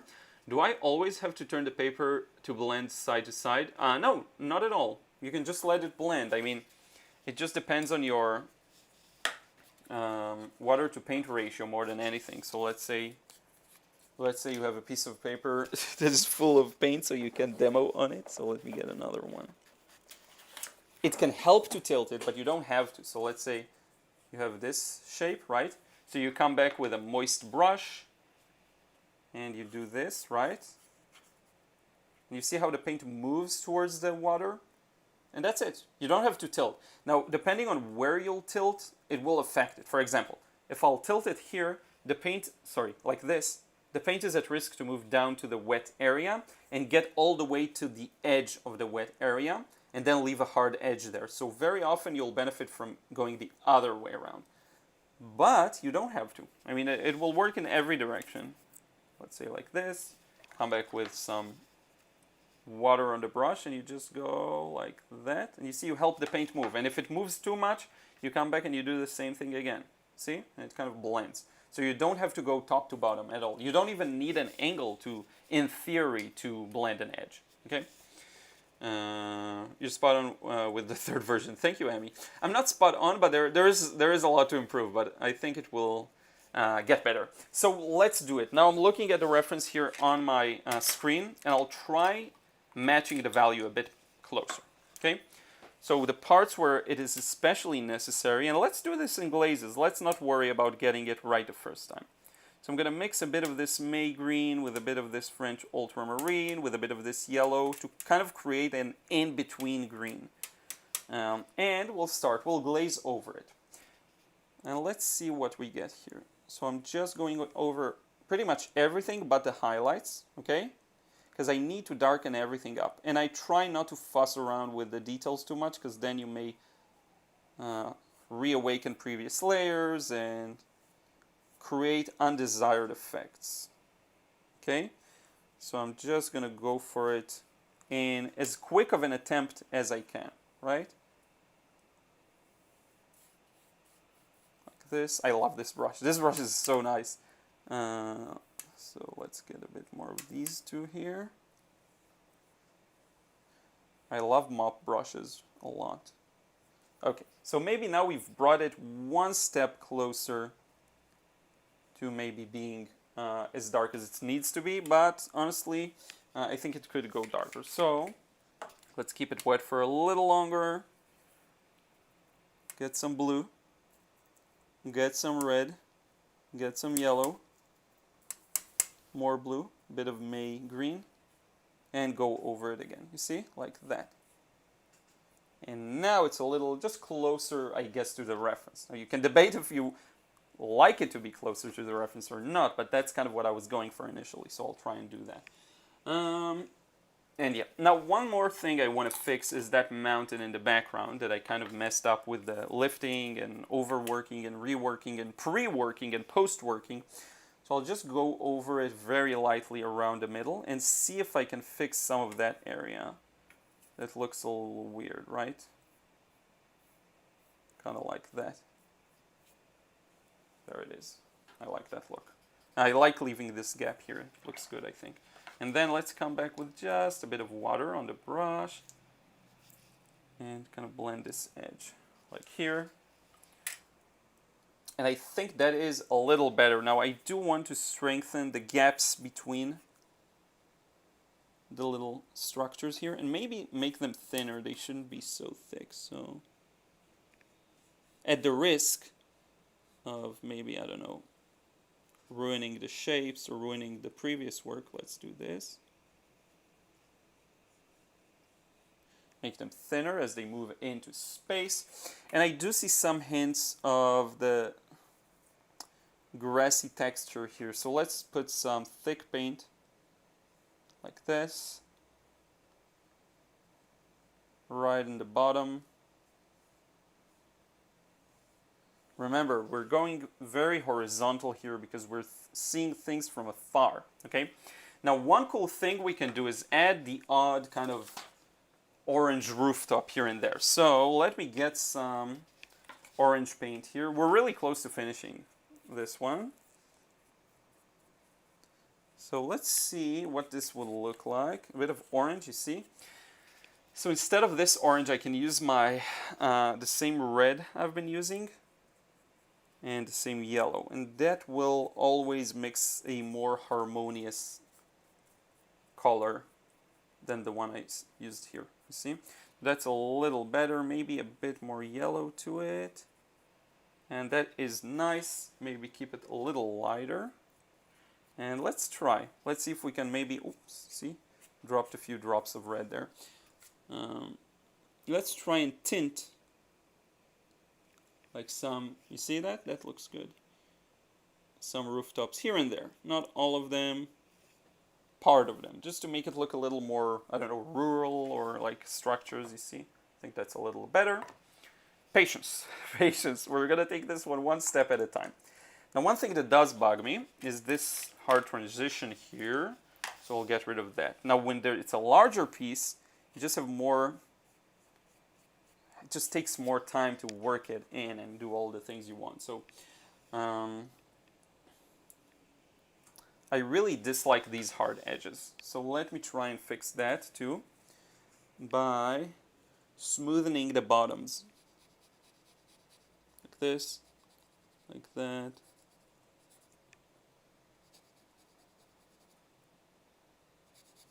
That's better.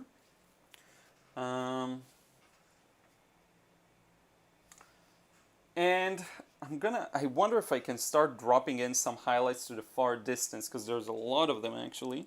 It's a bit hard to see. Maybe before that we will drop a few darker layers in the background, okay? So a bit of a muted green here. But I need it to be a little darker. So more red, more blue, and a bit more yellow, because this yellow is super dominant. And you can get a bit more strength, I think, in this area right here. The fact that I can even do this, because it's not as tiny as the previous one here, which you can barely do anything there, right, is already something. This is why I recommend, again, working a bit larger if you're having a hard time with the details. Now let's kind of blend that upwards, because I do see that nice little pattern. Maybe I'll regret it. My spidey senses tell me not to do it, but I'm like, whatever, let's try it. Ruth promptly left the room. Didn't want to stay here.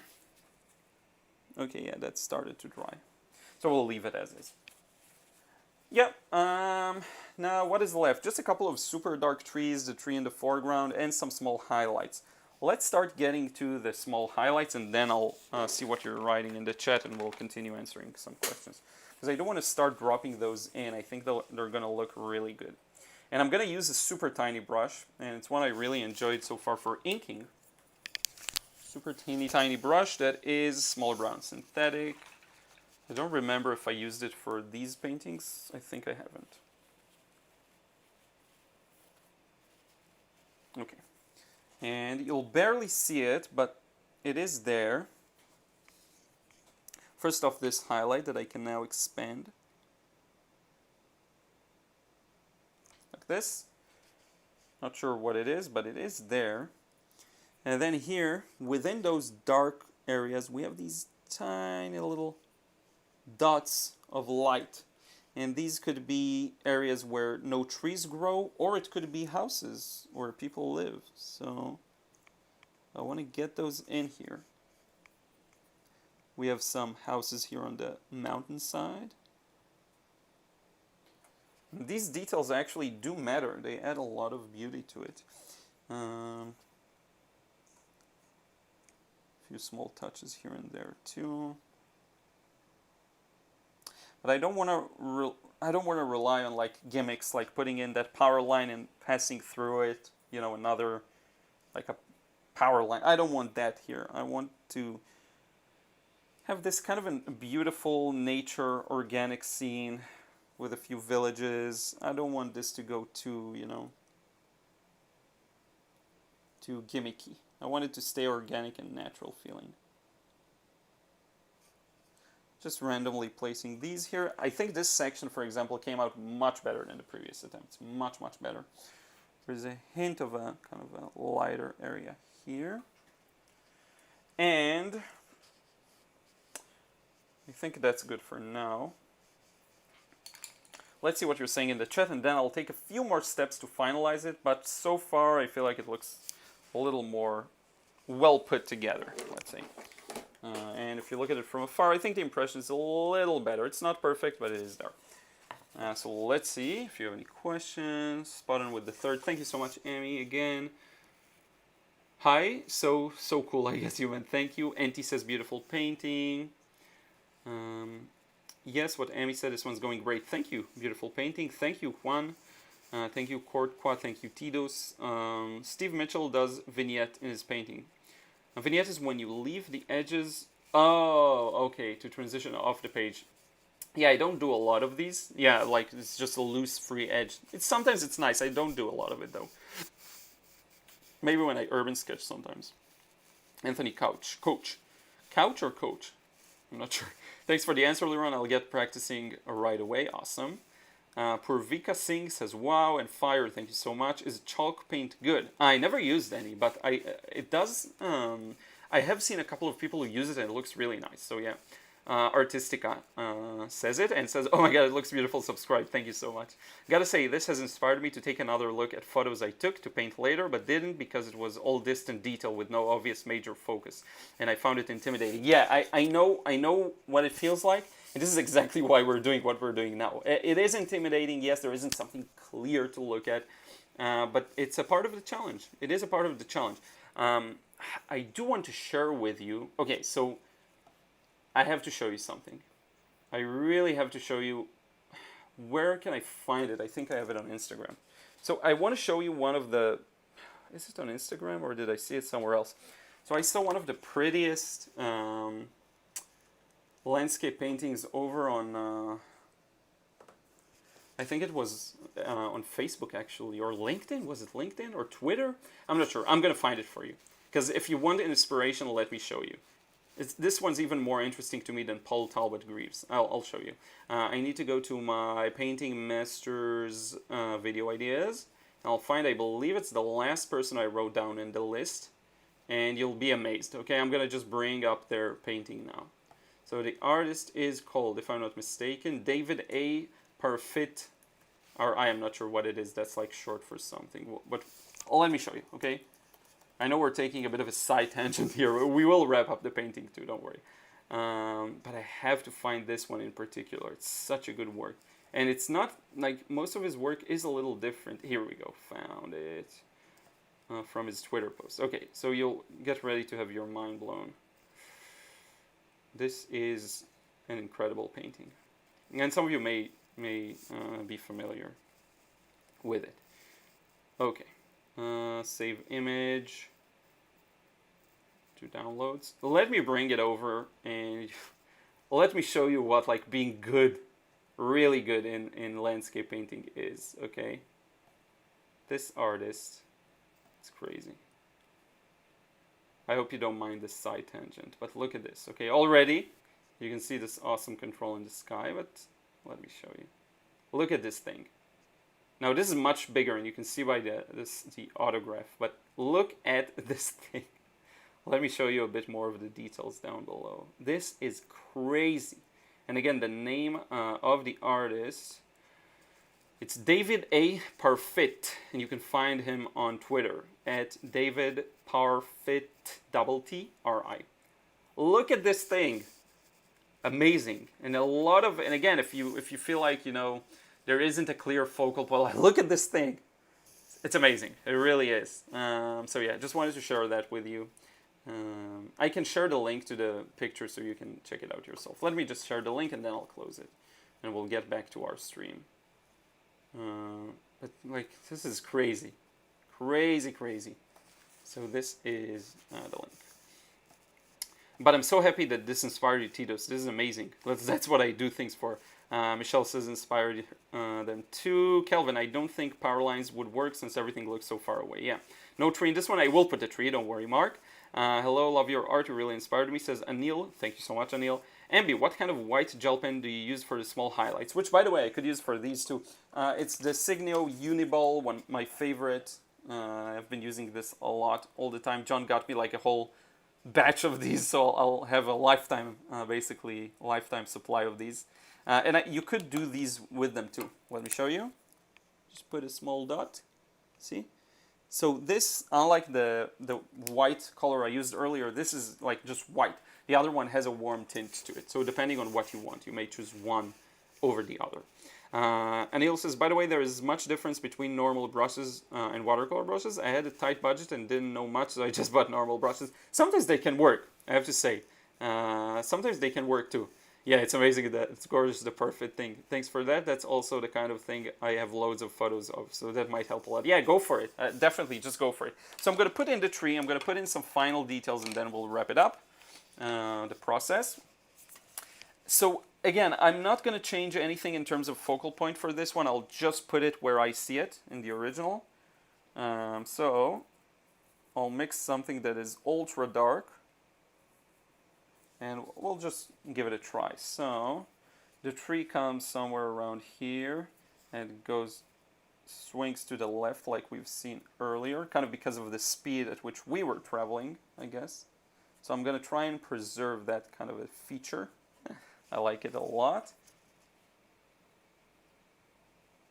And it's very thick paint, so you see it's very easy to get this very thick pull. And let's add that smaller tree next to it, also kind of whooshing to the left.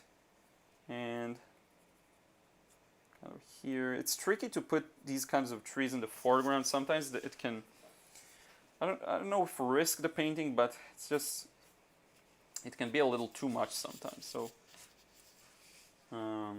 you may want to be careful with those. Now let me put in a couple of trees that are as dark as this one in the background, because I do see some of them. So like we have a super duper dark duo of trees here, and this will help to give some more focal point, so to speak, some more things to concentrate on, you see.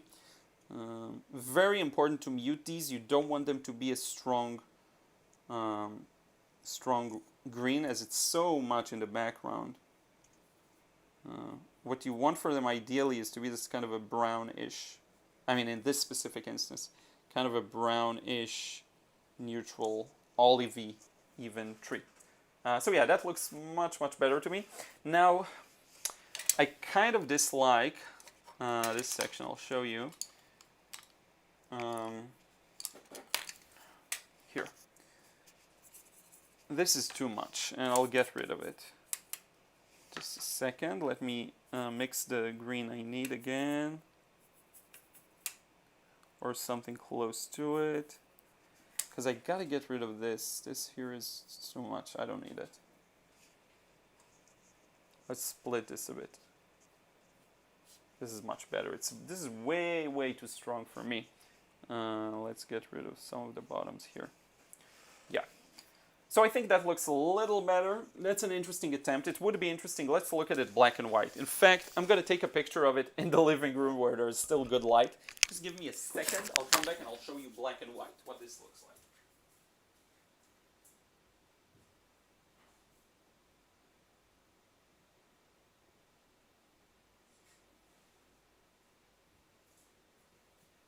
Okie doke. Sorry for that. I did not run away. Let me send it over to the computer. And I'll show you. It's getting really dark. Maybe I can open up the blinds. Yeah, much better. Let's see if the camera gets accustomed to this. Yeah, okay, so that's much better.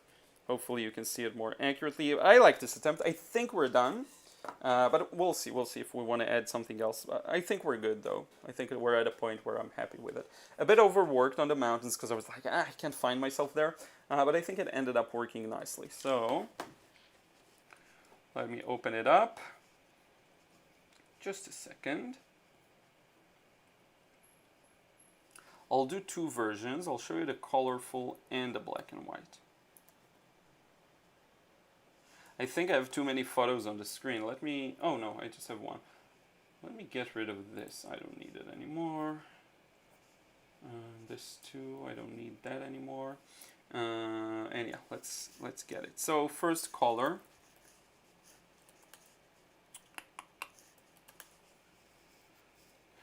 And I'll show you. So here it is. I'll have to take just a moment or two. So this is what this looks like in better light, I guess. Like this, okay? Now if we do bring up a black and white version of it, let's see what it would look like. No color.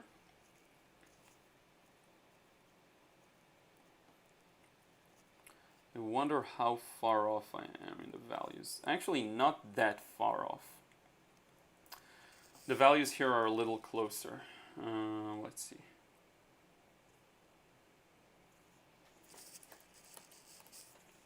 Sorry that this takes a few seconds. Here we go. Bam. Okay. Now let's compare this slightly larger attempt to my reference photo. So the value for the sky is actually really good, I think. Pretty close. So that's a good start. And we can actually, let's compare them in small size, one next to another. That could be interesting. So let's put this one here and this one here. So you see there's a lot to improve, but it's getting there. Let's put them top and bottom, I think. We'll see it better.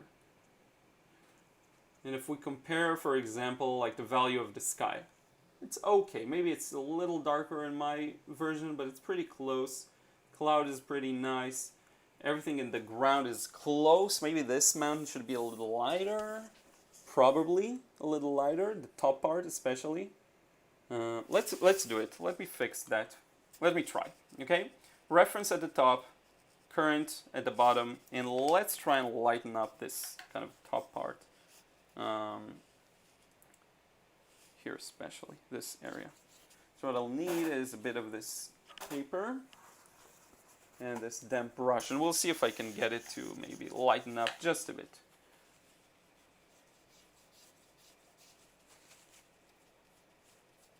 Just around the top, maybe even it was a little too strong. Now I picked up too much, but that's fine. I'll just kind of change the...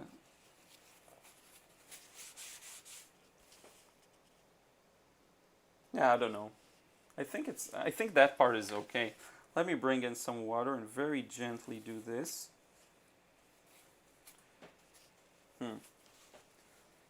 Let's see. So this part too, just a bit, like that. And this is a little too dark, but I'm gonna leave it that way. And honestly, I don't know if I would change too much, but that's I think that's the final attempt. Let's get rid of this one here and this one there. I'll just remove the tape. Maybe I'll sign this first. Do I want to add anything else? Let's look at it again. I have too many things on the screen. I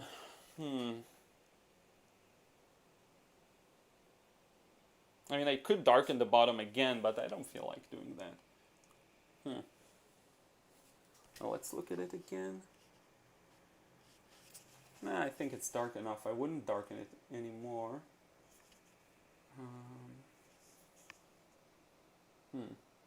You could argue that this entire thing should be lighter, but I'm actually fine. Let's lighten this one. I may regret it again. I may regret everything I'm doing right now, but let's try. So what I'm gonna do is I'll look for some clear water here.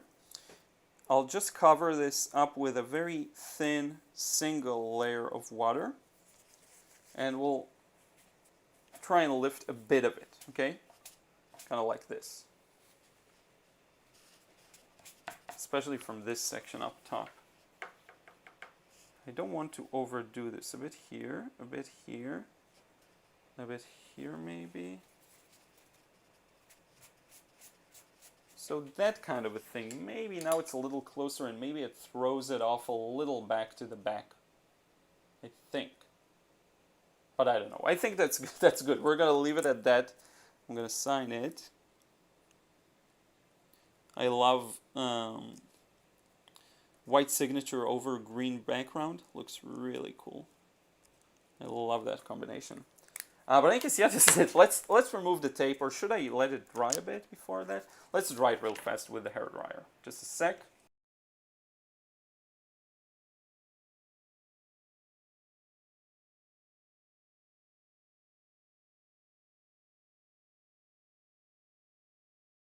Yeah, that's good enough. Let's remove the tape together. See what we got. I'm gonna make this smaller. I'm gonna get rid of this one. And we'll see. I mean, I really like how it turned out. Now it's all about how do I improve it so that I get the exact correct value the first time, the exact correct color the first time. But this section, for example, I love how this turned out. It really feels like a place. And I always feel like, oh, I could go a little darker, but actually it's quite dark. And I like that it's a little hierarchy.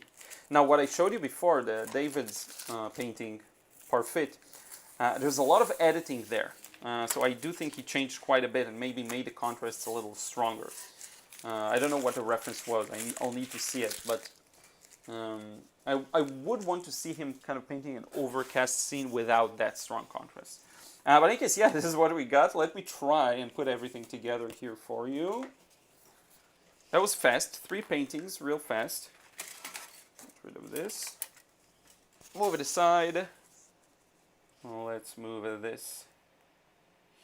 Where should I put it? Let's just get rid of it. I need this place. There we go. All 3 attempts together. And if you have questions, ask away. I'm going to answer them. Maybe I'll just look at them through my phone so that I don't have to go over everything here. Let's see if I can open up the stream over on my phone. I'll find it. I'll find your questions. Let's see. 1 second. It's just going to be easier, I think. And here we go. I'm recommended my own live stream. Live, and let's lower the volume. Let's see if there are even any new comments to answer. So where was I? Yeah, okay. Ross Fraser Johnson, I've learned some great tips from you regarding the color mixing. You've inspired me as usual. Thanks. Thank you. Marina Borrell, do you use any other pens like gold or silver for accents in your watercolor? No, I do want to do more of that. I want to try more of that. I actually have a few cool ideas for gold. Not even just pen, but also just paint. Anil, could you maybe make a video on your materials like paper, brushes, paint? I already have a few, but what I really want is to create a kit, kind of. I'll create something. I'm still working on planning it out. Tammy says, have a good rest of the day. Thank you, Tammy. Leftery says, reminds me of Herman Peckel. Yeah, for sure. I can see that Herman Peckel has this kind of a saying. He likes those muted colors. Golden Morrison, barely caught the end. One day I will catch the whole stream. No worries, and you'll have everything up on my channel too. What brand of watercolor are you using? A mix of Daniel Smith, White Knights, and Daniel Smith, mostly. And a few Paul Rubin, like the off-green ones that I use near the end. Tammy says, love the clouds. Thank you so much. Marjorie, it seems like anyone learning, striving to be better, tests papers, brushes, and paints so materials evolve. Yeah, for sure. Michelle Homewood, thanks for this, Liron. I'm off to have a look at these not obviously very interesting photos I have in Get Painting. Yeah, sure. It's fun. A part of the fun of not having a clear focal point is that you kind of are free of this idea. You just kind of paint it like you see it, and sometimes it works, sometimes it doesn't. But you don't need to be too caught up on this is where the strong contrast is, or this is where the car's taillights are, whatever that is. Calvin Zero says, this is starting to go into overworking the painting. Yeah, for sure. John, thanks, Liron. Another awesome live stream, my friend. Thank you so much for being here, John. Courtquay, I find I have the same struggle with painting scenes. I never know when I'm done. Yeah. I'm done when I feel like it's accurate enough, but I don't know. Marjorie Johnson, if you darken foreground, would have needed to lift color from background mountains. Yeah, I think that will happen. Tada Gorgeous says, my art process. Thank you. Let's see here. Bavesh says, nice painting. Thank you. Again, this is me working on a weakness. It's not something I'm really that good at, funny enough. To get that, like, I think I'll do a couple of more versions. You see there's a lot more green in the blues if you compare it here next to one another. This is more of a, not Prussian, maybe a bit of Prussian, a bit of turquoise, I'm not sure, but this painting eludes me enough now for me to want to try and do another version. And I actually have an interesting idea for how to do it. I'll give it a shot. I'll do another attempt maybe next week off camera, and we'll see how it goes. There's a clear progression and improvement. I need to give myself more time to try multiple revisions. Yeah, definitely. And I think also there's backtracking. I mean, there are aspects I like better about this one than the next ones, and vice versa. Marjorie, I wish I was well enough to paint song today or to paint long today. Hopefully we'll do soon. I would have benefited from this exercise. So happy to hear. You can watch it again, and it will help maybe later on. Debbie Ann, it looks beautiful, Liron. It's always so inspiring to watching you paint. Many thanks. Thank you so much. Weddy Air, hi Liron, glad to see you. Good reference material, and we thank you. Learned a lot. Weddy Air, you did great on the top one with soft edges. Yeah, that one is watercolor. Like that's the only thing that's not good enough about it is that it doesn't follow the accurate values. So it's funny to, let me close this and we'll start wrapping it up. It's funny to see the progression, because here it was really about the flow and the smoothness, and I went too muted on the blue, like compare these two. Now the blue did improve here. This is a little closer. Maybe than this one too. This is a little closer. Of course there's a difference, but a little closer. But the flow was hurt in the next two. The flow and the fluidity and the spontaneity and all of that. So there's always a lot to work on. I like the granulation in this sky actually. That looks nice. That's probably because I did use a bit of cerulean here. But yeah, I'm going to tackle this one a few more times. We'll see what I can produce. I'll try also the approach of maybe changing it to be more of an exaggerated contrast and see if that works better. Or maybe I'll try a few things and we'll see. But in any case, yeah, I want to thank you so much for joining me today. Let me make myself bigger, but still stay in this view, because it's a nice view.